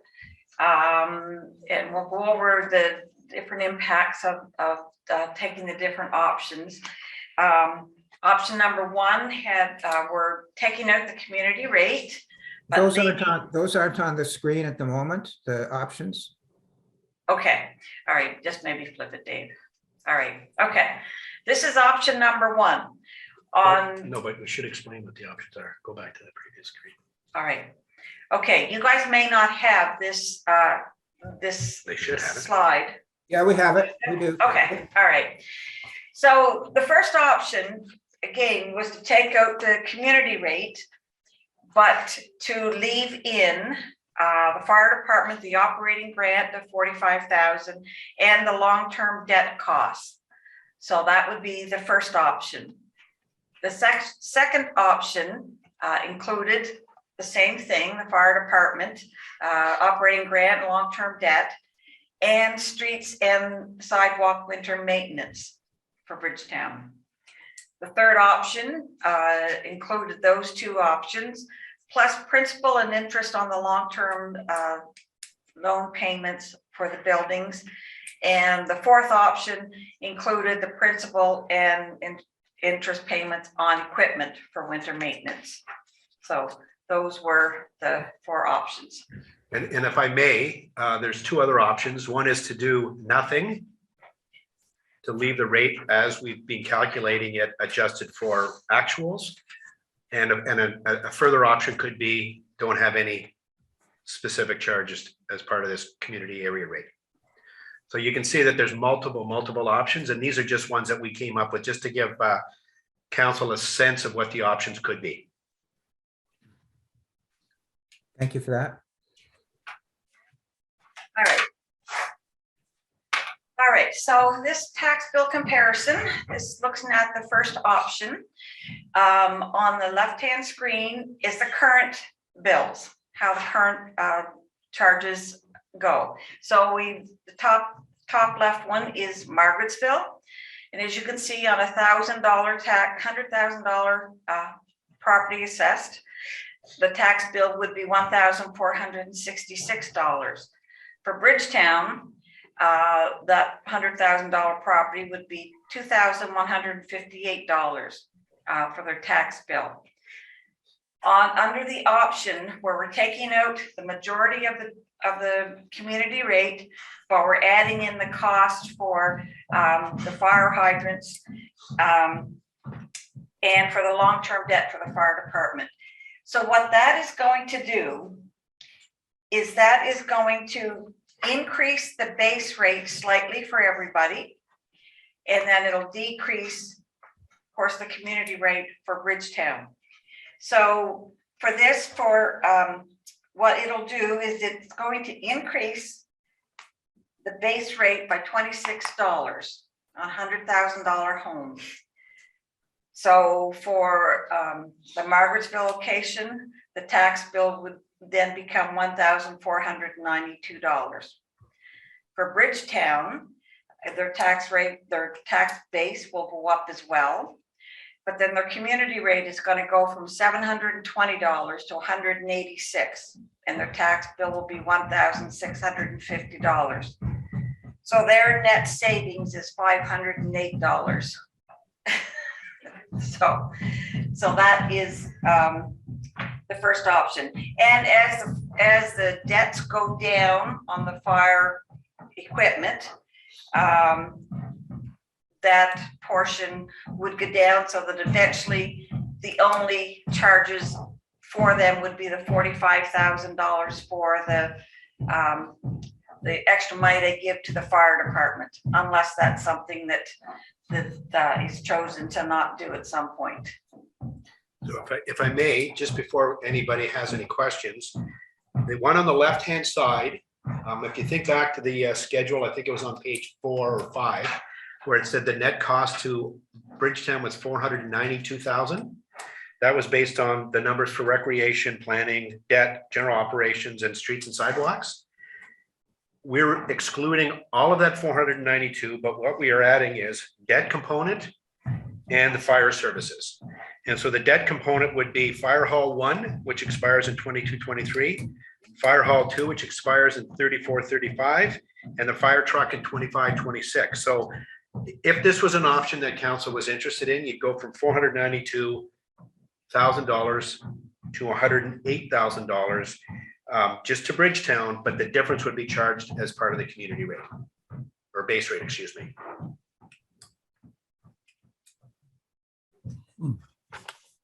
Okay, are we ready to go to option 2? Yeah. Option 2. This one, again, the community rate would then cover Excuse me, I'd like to get back to option 1 and ask a quick question. Sure, go ahead, Councillor Hudson. The Bridgetown Volunteer Fire Department, the 18 cents, that's at the bottom right of that column.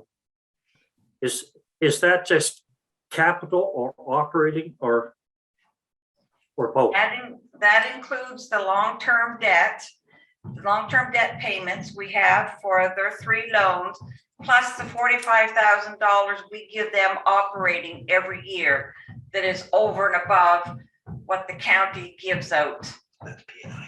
Okay, just a comment. Sorry, principal and interest, yes, on the loans.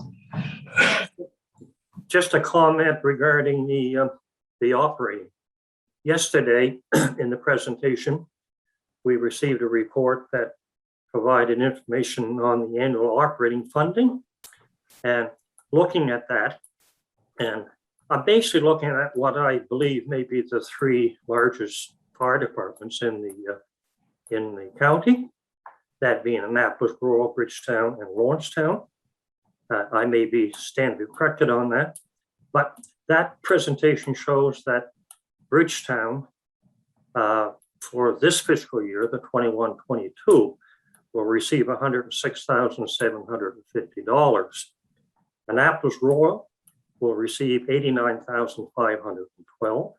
Lawrencetown will receive $94,865.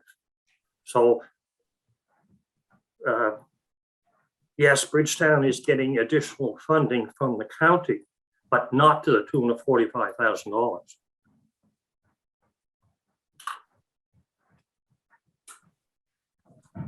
I did not attend the presentation yesterday, so I can't comment on the formula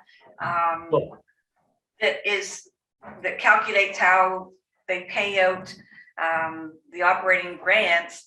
But yeah, the $106,045 of that would be from the Bridgetown community rate, which would be over and above what they normally would get. Yeah, but the total, I say the total amount paid out by the county to those various departments are somewhat close. I'm not saying they're the same, but the amounts being paid out are somewhere near the same. I mean, Annapolis Royal, they receive $89,512. Bridgetown receives $106,750. The difference being less than 20,000. So I don't really see where this, again, I'm going back to what I've said previously this morning, right? Is we need to deal with actual. This $45,000 relates back to 2015, 2016. So I just make that comment. Thank you. It's Wendy. Can I speak? Yeah, go ahead. Yeah. The 45,000 was for their extra operating costs because they chose to do it that way, as opposed to doing extra fundraising. From what I gathered yesterday, it had nothing to do with the collection of the money. It was the area, the people at the time chose to pay the extra 45,000 to help operate the fire department. And somebody can correct me if I'm wrong. That is correct. My understanding of the $45,000 is simply this, is that prior to dissolution, the town of Bridgetown was providing a grant to the fire hall for $45,000. And so that number has just been moved ahead into the county. No, they continue to use that to operate the facility, and they choose to do it that way. And if you choose for them not to have it, they're going to struggle in operating that facility. But again, going back to the numbers I mentioned, right?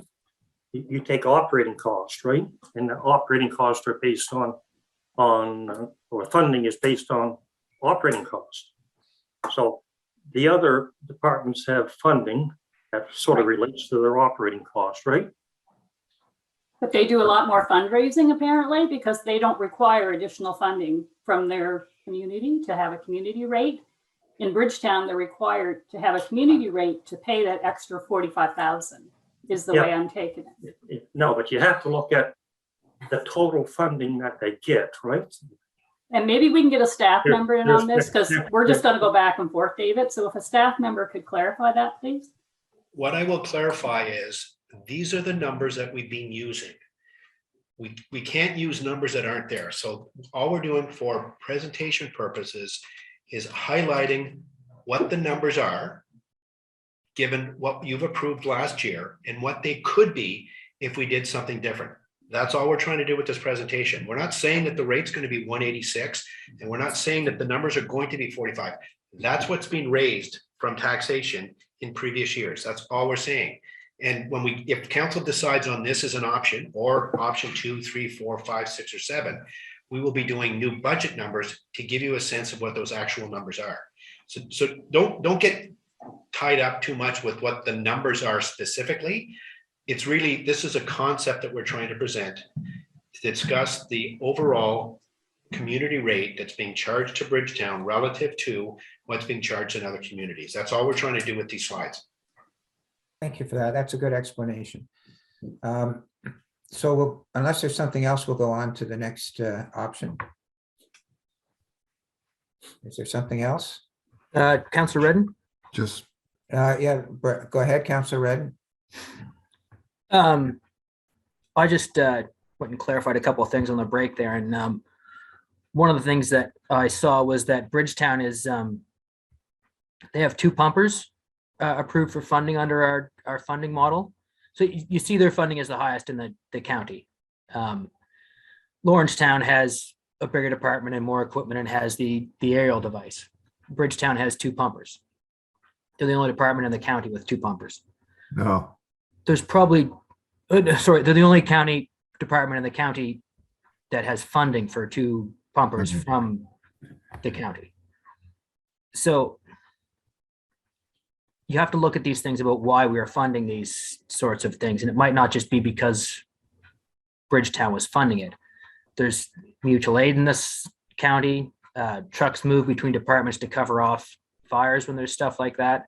You know, there was a post the other day on that Nicktaw had their truck in Annapolis Royal covering for a mutual aid call.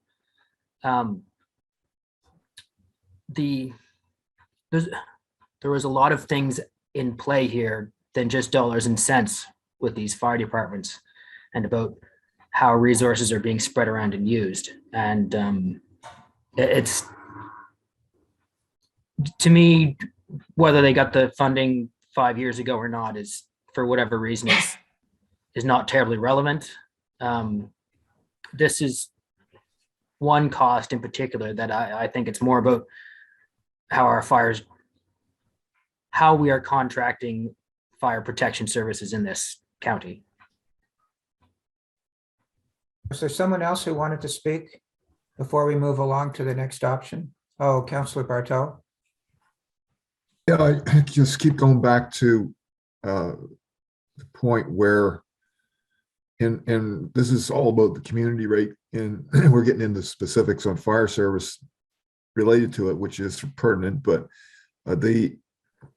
and whether it's the $45,000 figure or not, there is a figure that Bridgetown is getting more than the other departments an amount that, if it's not in the calculated handout, it would have to still remain in a area rate or a community rate if they're doing things differently than other departments in the area.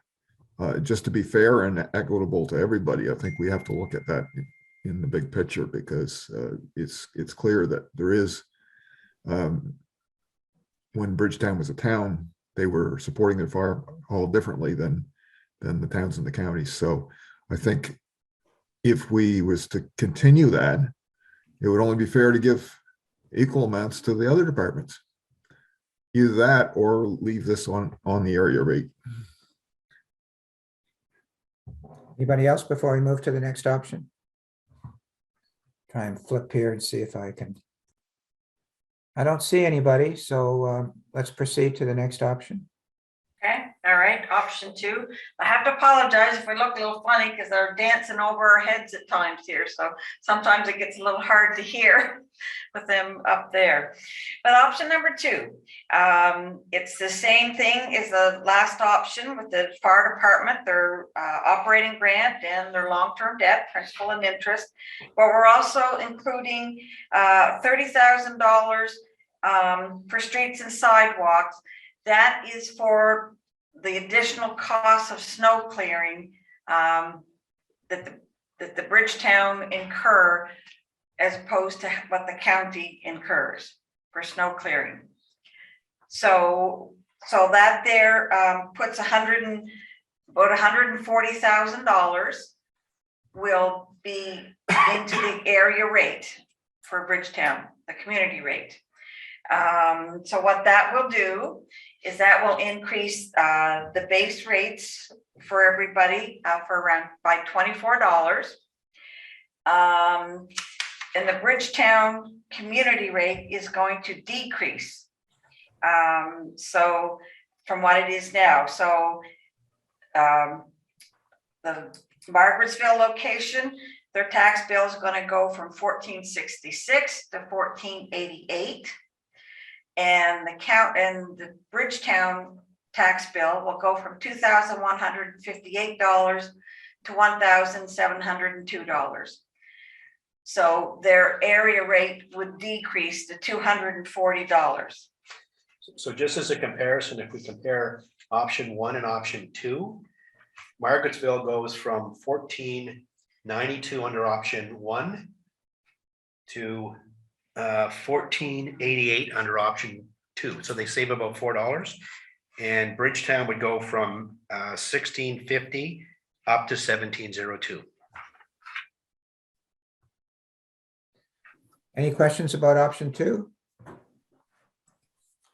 I have a question in regards to the debt. Is there a Go debt ahead. payment in option 2? Yeah. Same as what was in option 1, just the fire department. So the 2 fire hall loans and the fire truck. Okay. Oh, So what so additional, just refresh my memory, an additional debt that is in Bridgetown? And was it on vehicles in public works or?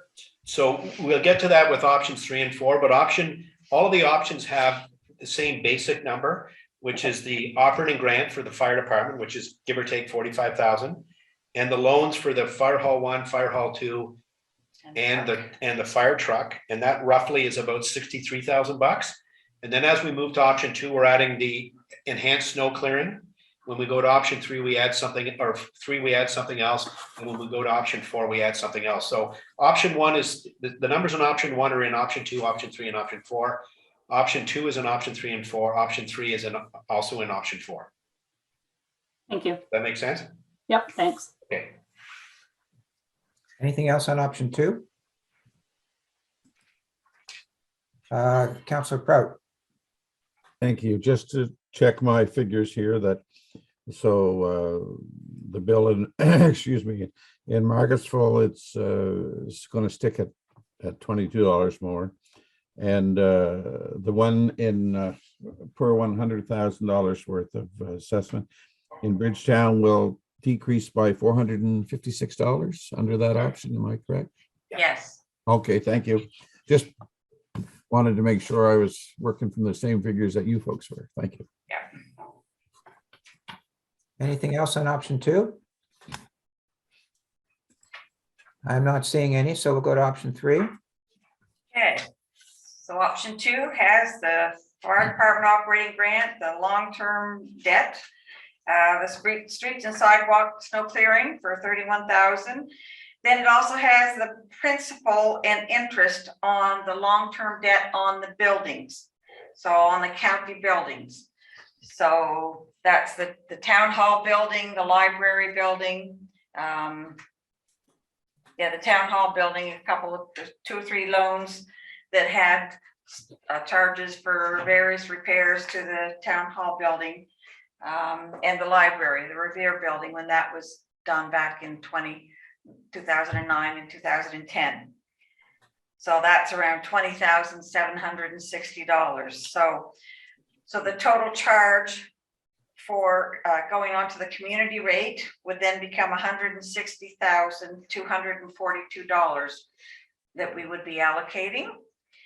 So what that will do to the base rate for everybody is increase it by $22. And for the Bridgetown community rate, it will decrease the community rate by $445. So you see there that the county tax bill for Margarettsville it is $14.66, it would become $14.88. And in Bridgetown, it goes from $21.58 to $17.35. Question, Question, sorry, who's that? Wendy. Wendy, go ahead. So in saying that with the buildings, in the agreement, they've said that we had to give the Bridgetown the money back if we were to sell a building that belonged to Bridgetown. So in the case of the town hall, what happens if we decide to sell that? Does that money, as per agreement, go back to the town to maybe service their debt? How is that going to work in the? It has to go back into the capital reserve for Bridgetown, but that capital reserve can be used to buy a new asset for Bridgetown, or it could also be used to pay down a debt for Bridgetown. So what you're saying, I just want to be clear on this. So what you're basically saying is if we increase the rate across the county, even though Bridgetown, and we're lowering Bridgetown's area rate, if we sell a building in Bridgetown, the money stays in Bridgetown, but the county pays for that, the whole county. Pays for what? But it's gonna, our taxes in the rest of the county are going up, but we don't have the benefit of the money coming in for that building. Correct. It raises a lot of questions for me. Thank you. I will say that the example going from 2 to 3, I will tell you before we get too deep into this argument or excuse me discussion, one of the loans has expired this year. So remember, we're using last year's data. One of them will expire in 22-23, and then the third one expires in 24-25. But if you look at the numbers where it says option 3 county location, the base rate has stayed the same under option 2 and option 3 because this incremental $20,000 is so small when you allocate that across the total tax base, it doesn't really impact the numbers. The previous one we might have been at the low 1047. This one we're probably about closer to the 50-cent mark. So the numbers aren't significant when you talk about 20,000 allocating it across all the properties. But what I'm referring to, David, is the sale of the properties. I agree with you.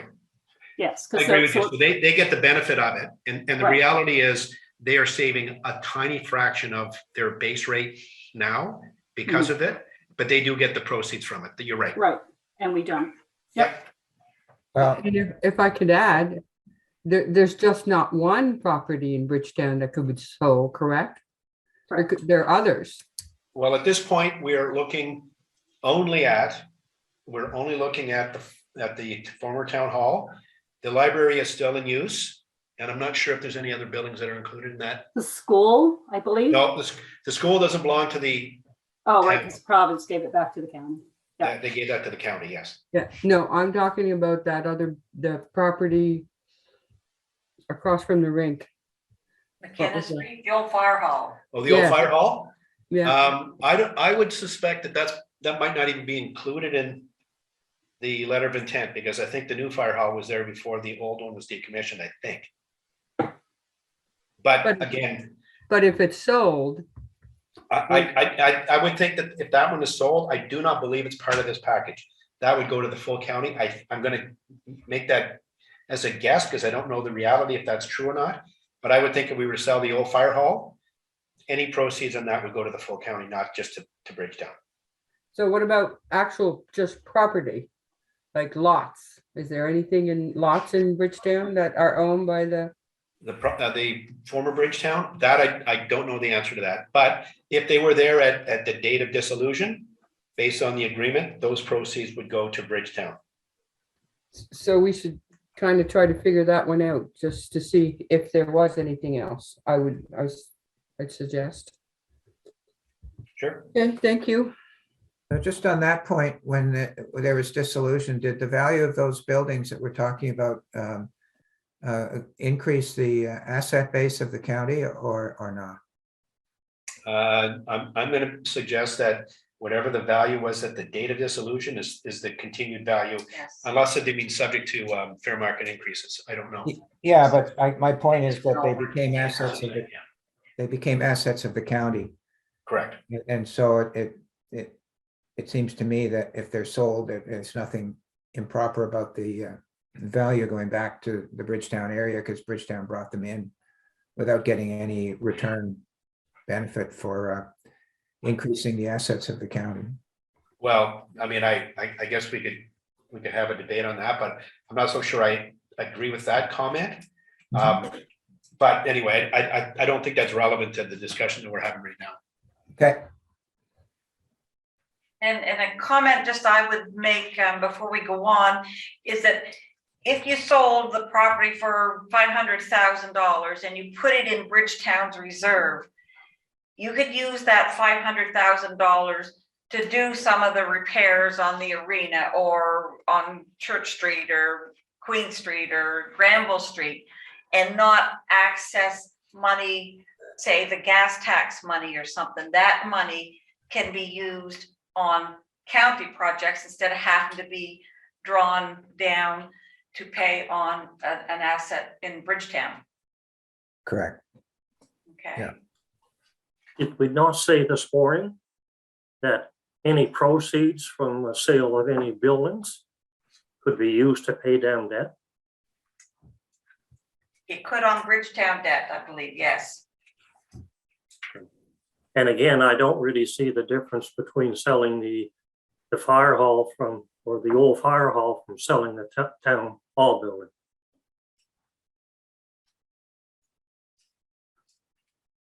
That's something that's, yeah, we'll have to look into. It was an asset of the town because the town all owned all of the fire department assets on dissolution until they transferred the other assets over. So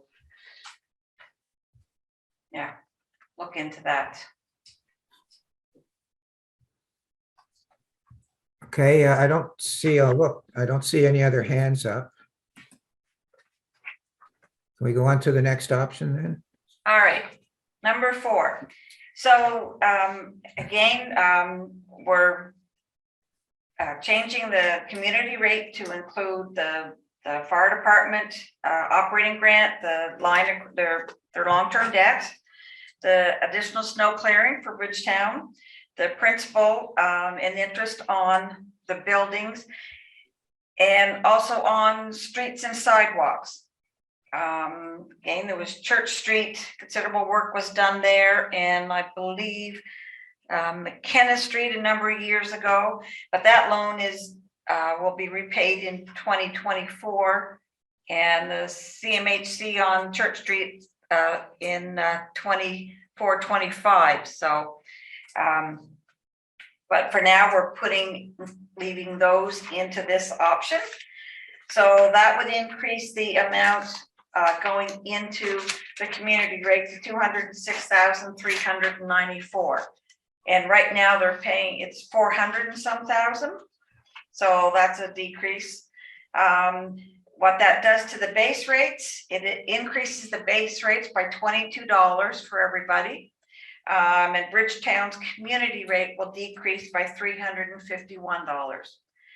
So your county tax bill goes from $14.66 to $14.88, and the Bridgetown tax bill goes from $21.58 to $18.29. So on the 4 options, the tax bill for the county. It's the first option's increasing by $26. The second, it increases by 24. The third one, it increases by 22, and this one also increases by 22. And for the county, for the Bridgetown residents, their tax bill, they say $508 on option 1. Number 2, they say $456. Option 3, $423. And option 4, $329. Question. Thank you. Yes, go ahead, Wendy. So in option 4, are we just eliminating 2 items from the area rate, just the administration for the public works build or the municipal building and recreation? And I believe there's also planning costs and some general operation costs as well. Okay. And what about protective services? So those we're just putting back the operating grant and the long-term debt. Protective services, specifically the RCMP. Oh, the RCMP, yes, that's in general services, yeah, so that's in the base rate for everybody. Thank you. Okay, are there, is this the end of the presentation? It is. But there's a nice color picture at the very end. Yes. So there is. Great job. Beautiful. I want to thank you for that. Could we go back to the full screen? Thank you.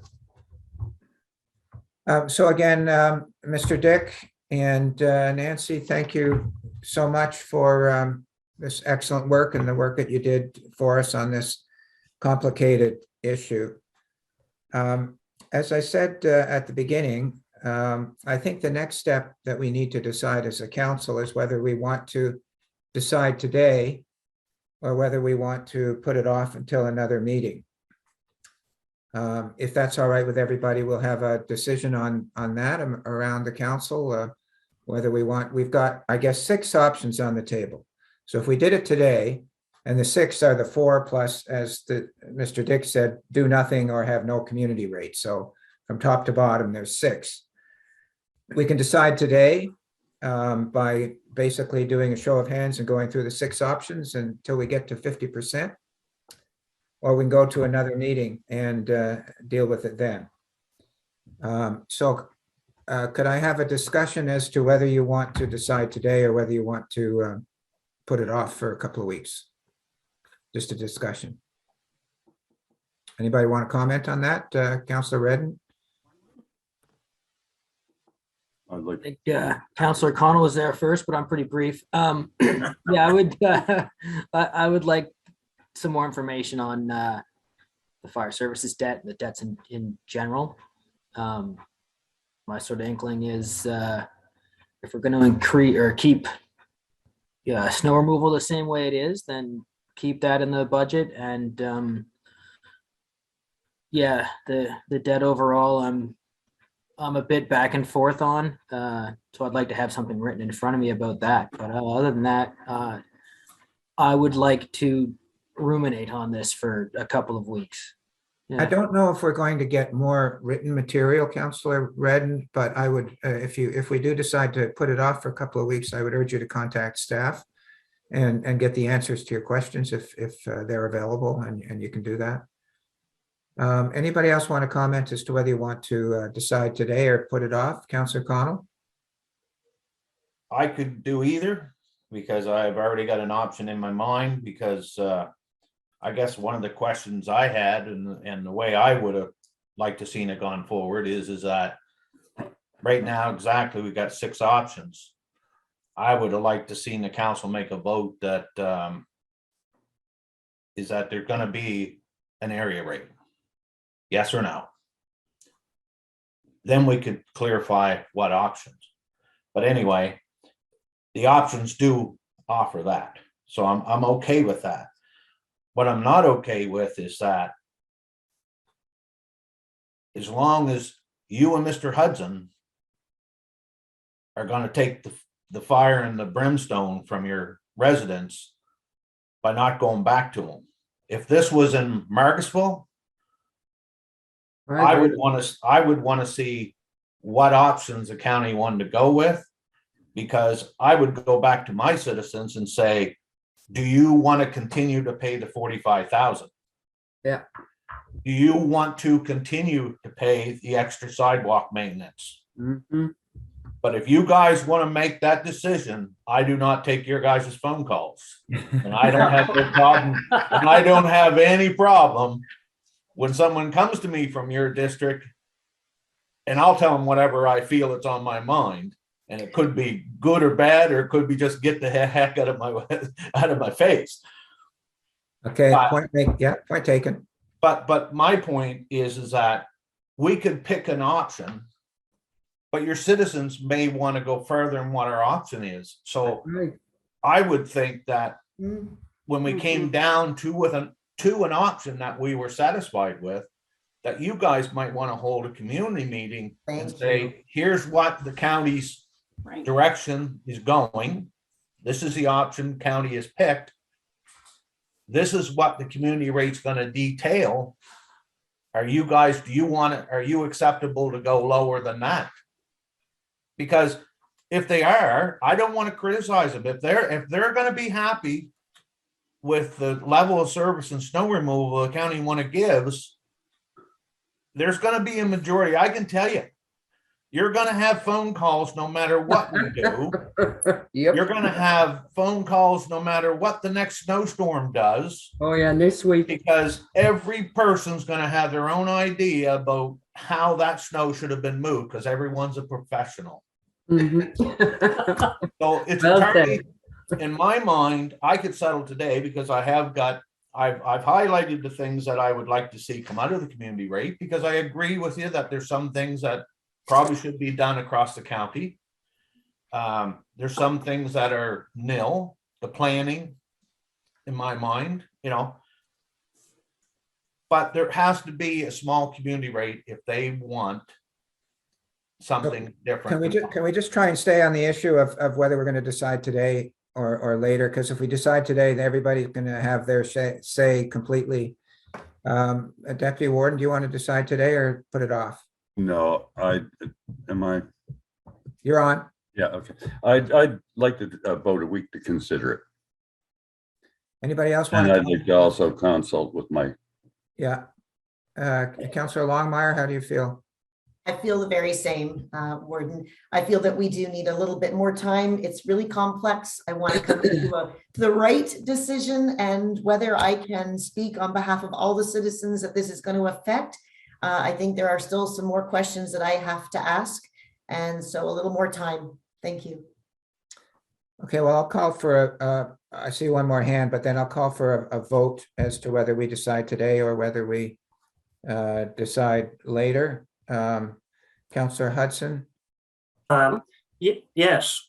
To me, the bottom line, or the last question, the bottom line question is simply this, is that if we were going to become one, and what I mean by that is that taxes were the same throughout the entire province or the entire county. Councillor Hudson, I don't want to cut you off, but are you speaking to whether you want to decide today or put it off? Because well, I'm talking about putting it off. Okay. You want to put it off. That's all I'm Yeah. trying to figure out now, because when we do have the discussion, everybody's going to have their say up and down and around. And I just don't want to force anything that the council doesn't want to do. So I'm getting the consensus that that the council wants to put it off for a little while to maybe consult with the residents or maybe consider more or speak to staff. But I do see Councillor LeBlanc with her hands up. Did you want to say something? I do. The way Councillor Connell presented the fact that you have to go speak to the residents of the community is correct. It will become an issue. And I mean, we lobby to find out if roads are to be paved in certain subdivision because they have to pay for it. You can't assume just because you heard X amount of people say, oh, I'm okay with that snowfall. Oh, that was done okay. Or, oh no, I can't handle this. You really have it, the community went through all the process through government. And that's what we had. So if you're going to change anything, and that some of these changes, just the snow removal will be drastic. So therefore, I'm just saying, we need time as You want council, Okay. and you need time as well, I'd say, I because. will say, we did have that Bridgetown Town Hall meeting and the community rate was on the agenda for anybody to come and speak to Councillor Hudson and myself as the two that do represent them. And it just seemed like nobody wanted to seem to talk about it. They wanted to talk about the school and the town hall. I can tell But you. I hear you that whatever happens, Councillor Hudson and I, who represent parts of Bridgetown, we represent those people and we have to do the right thing. Councillor Sheridan? I also agree about the community being involved, because the last thing you need is the amount of phone calls you're going to get, because people, when they move into a little town, whether it be Middleton, Lawrencetown, Annapolis, they move in there for a reason. They move in there so they can walk to the bank, so they can walk to the rink. And they are aware of the tax rate at the time, or they wouldn't buy it, right? Right. I have people that moved to Nicktaw because they didn't want to pay the Middleton rate, but they get the benefits of Middleton. Some of them can walk to Middleton. So they moved there for a reason. And the reason is because they have higher levels of service. You start taking away that without involving the community. And the night you did have the meeting, it was a major snowstorm. Keep that in mind as well. Community needs to be involved before we make any decision. Mr. Warden, if I may. Sure. And I appreciate the comments from all the councillors about certainly the timeliness of it, because I don't think today is the right time. But one of the things that I think you all have to recognize is that it's not just Bridgetown that needs to be consulted. No. Every other community in the county. Because if we do anything to Bridgetown and reduce their rate, that's going to have a negative impact on everybody else. So then it gets down to, do we have 11 or 10 districts that we have meetings for? And not that I'm opposed to that, because I think if you're going to have those discussions, they've got to be held countywide, not just in a community. That's going to put this decision way off. We won't have this decision by budget time. No. Option 5. So I'm hearing a consensus, and I don't know if I need to take a vote, that we want to put this off for a certain time. I wonder if we could, is council ready to set a date along with staff? Mr. Dick, are you prepared to fix a time for another committee of the whole meeting on the Bridgetown rate? I believe it's probably premature to do that. And what I might ask council to consider is, because this is a detailed issue that nobody can make a decision this quickly. But I might ask, if you think about this over the next week or two, and you have other things that you need to ask about, please correspond with us and we can provide, collectively answers to all of these questions. Because I don't want to get into a position where we make an artificial date to do something in a week's time. And then in 3 weeks' time, there's a bunch more questions. I don't think there's any necessity to do it today. I think if we got this done by mid-March, I think that would be more than adequate. Okay, well, we'll keep, I think you agree with me, Mr. Dick, that we should deal with this separately than the overall budgeting process. It would certainly make our life easier to do this before we do the budget, yes. So we'll keep in mind that we can get this done sometime prior to whatever schedule you have in mind for the budgeting process. Sure, okay, yes. Councillor Bartow? It just seems to me that we're squeezing ourselves into a corner time-wise. There's not a lot of time between now and budget. There's a lot of budget work to do.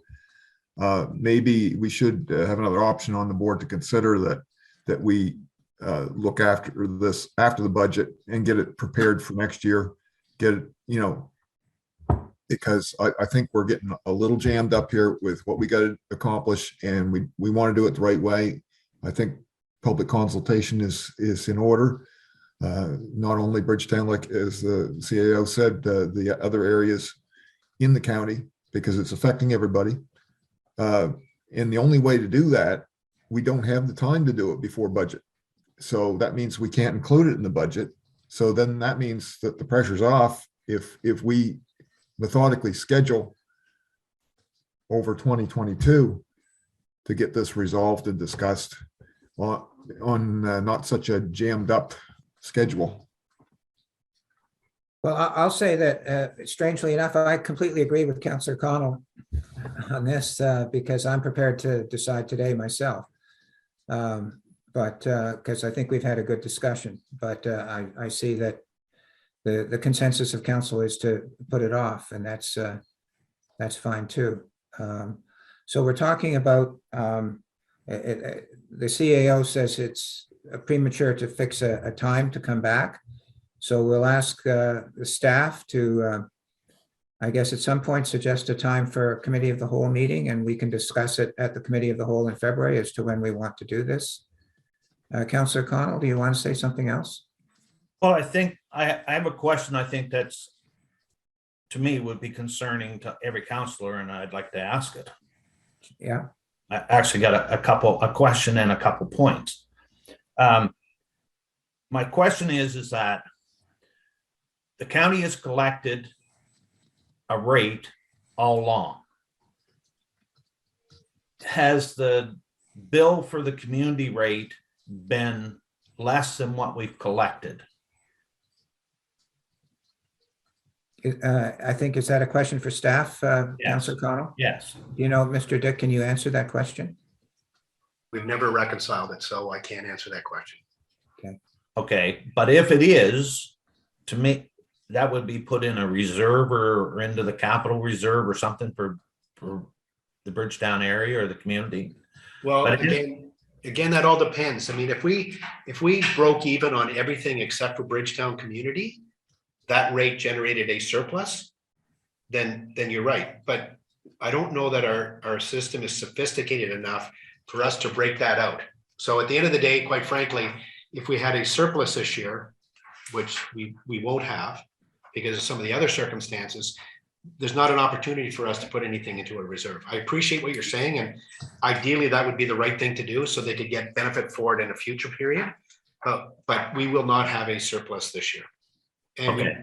and likelihood we will not have one next year. Okay, no, so that's what I wanted to know.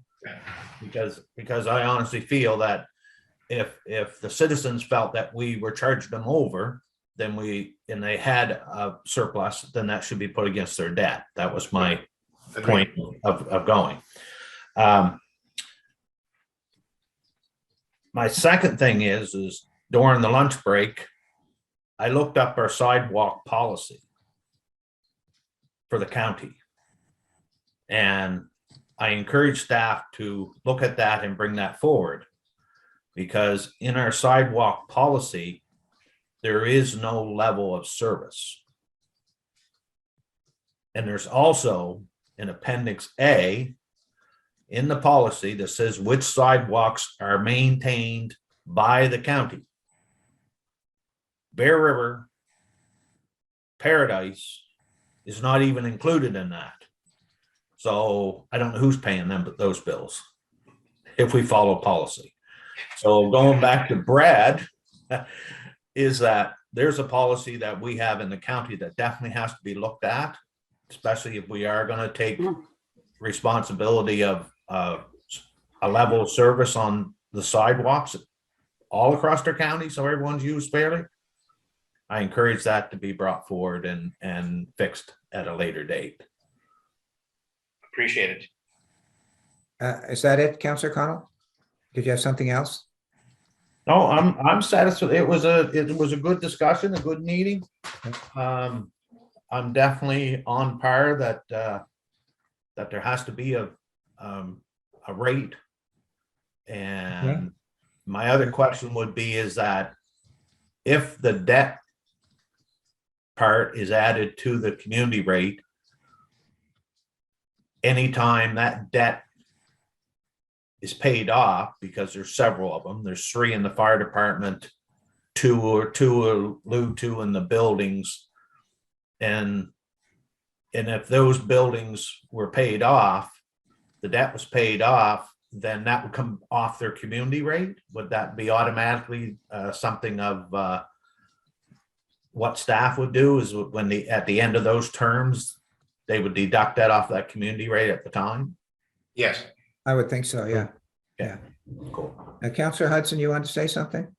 Yes, maybe my last comment regarding this, firstly regarding the community rate funds. I have been led to believe in past discussions at the council level that the monies from the community rate go into general funds. They are not put in an operating reserve for Bridgetown. Am I correct there? So if there, and I'm just hypothetically, if there was a surplus, that surplus is not going to the benefit of Bridgetown or the future benefit of Bridgetown. So is the money going into general funds? We don't budget for surpluses. I'm sorry? We don't budget for surpluses. We budget to break even. No, I know. So there where did the funds go? General. If there is a surplus at the end of the year, if there was one, we ask council's permission to put it into reserves, whether that's a capital reserve or an operating reserve. And I don't know what we've done in the last 4 or 5 years. I can just tell you from the past year and the current year, we will not be in a position to do that, I doubt. Yeah. But my question, David, and again, when the funds are collected, where did they go? They go into general operations. General operating, okay.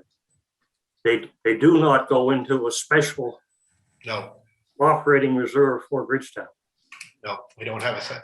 Okay. We don't allocate it to a reserve, no. Okay, so which means that those funds can be used throughout the county. Agreed. Okay. May I just?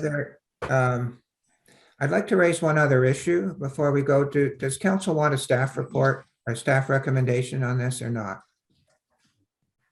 I see Councillor Connell seem to be agreeable. Councillor Sheridan, do you want a staff recommendation? Excuse me. I was just going to ask staff, David, because this does involve the whole county, and it's going to be our base rate going up as well. This is going to be time consuming. I'm wondering if there's an easy fix to do this year's budget and postpone this till 2023, because this seems, with the planning that we have to do countywide and all the meetings that we have to have, the 22 meetings there, I don't know when we're going to fit this in this year to have all the additional community meetings. I don't want to burden staff. If it's something that the administration building we can take off and alleviate that part of the area rate for this year, is there something you would recommend along that line just to cut down on staff time, because I know they're stretched now? We could probably come up with a recommendation that's based on what we think is the right thing to do. And I do appreciate council's recognition of the timing of this and can we do this in time? I would caution you to say, and I'm kicking myself in the behind by saying this, is that if we postpone this to next year, things happen during the course of the year. We might be in the same position next January having the same discussion unless we try to get our mind to do it now. And I know we don't have the time to do it now, but my guess is that we're not going to have the time to do this in the summer. We're not going to have the time to do this next fall either. That's what my gut's telling me. So I do appreciate the concern. I would just as soon get it done now, because quite frankly, the fact that we've done it for 7 years, and as the warden has said earlier, he doesn't even see the justification for doing it 1 year. Let's clean this up and make it fair for everybody. You know, I've got 2 hours left in every day that I can work on this between Nancy and me. Wow. Can I go back to the question? Do we want a staff recommendation on this? Yes. Let's show our hands. Do we want a staff recommendation? Hands up.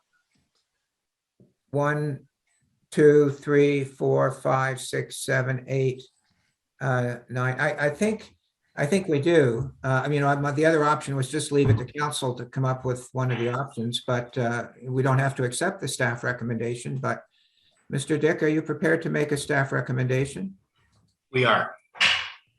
Well, then whenever we come back in, let's say, a month, I'm picking a month, we would anticipate a staff recommendation and we'll have a very full discussion on all the things and hopefully come up with putting this to bed, up, down, or sideways, whatever Sure. council agrees as a whole. And given that David Hopkins has been so quiet today, I'm going to ask him if he will author that report.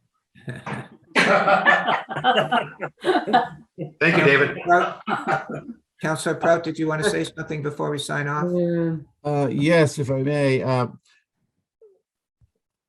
So we're going with a single staff option as opposed to the 6 and voting on, like we had earlier, you had suggested we had 4 and then we had 6 because 2 more were offered by the CAO to keep an area rate or to have no area rate, along with the other 4 options. I'm curious, let's say whatever the staff option is, that it is voted down by council, would we then go to the other options that were slated to us today? Is that my understanding? That would be what I would intend to do. And I would also, if any councillor wants to put forward a 7th or an 8th option, we could put that on the table as well when we come back. Okay, thank you. And if I may, if any of you have any thoughts about an 8th or a 9th option, please give that to us. So maybe it's something that we haven't thought of and we could address that. Maybe that would be the recommendation we would choose as well. Thank you. Okay, Councillor Connell. And that was my question is it fair on my part that if I'm agreeable with an option that's presented to us, that can I relate that to the CAO that I'm satisfied with this option? So they can maybe, by the time they come back, maybe their recommendation will consider what most of us agree on? I would hope that might happen, yes. Okay, thank you. Okay, anything else? It's been on. Okay, Councillor Redden. There's I hate to be a stickler. No, you don't. I'm only joking, Brad. Oh no, my first comment about getting a recommendation from staff was that I prefer to have something to talk about rather than sometimes stick my own idea out there. So all your comments are very fair. And I was meaning that only half joking. So I think it's good that we take some time to do this. I really want to jam it in before our budget, and frankly, David doesn't need 2 hours of sleep a night, so that's fine. But also, I'd rather get this 90% right now and make it more equitable, and then revisit it in June or this time next year, and get 7% of that 10% right fixed up, and just keep moving it forward. I have some things I'll give to David in an email, and we'll keep it all going, I guess.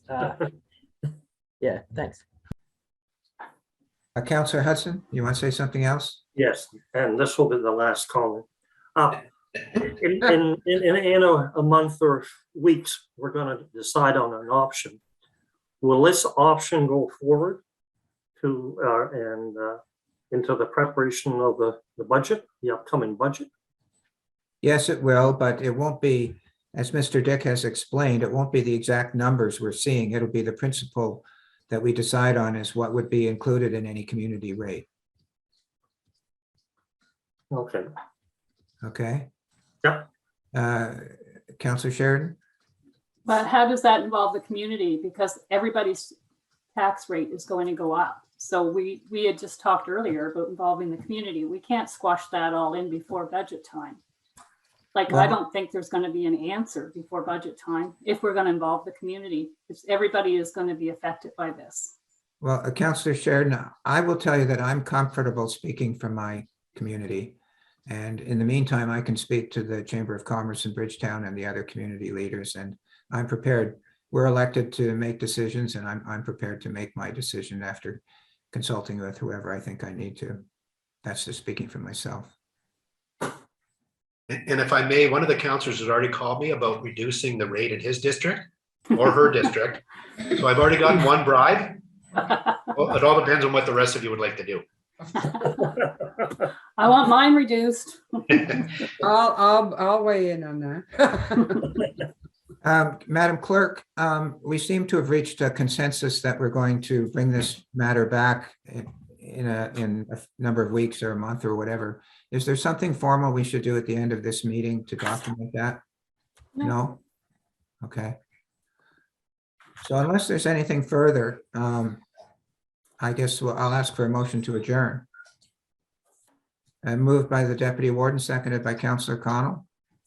Any further discussion? I'd just like to say thank you for the presentation today, and they certainly did a great job because they had to listen to us and answer all sorts of questions. So thank you. And we'd like to thank council for their undivided attention over the last 5 or 6 hours. Thank you. Thank you. Glad to hear that comment. Thank you All those very in much. favor, all those in favor of the motion say aye. Aye. Aye. Opposed, motion's carried.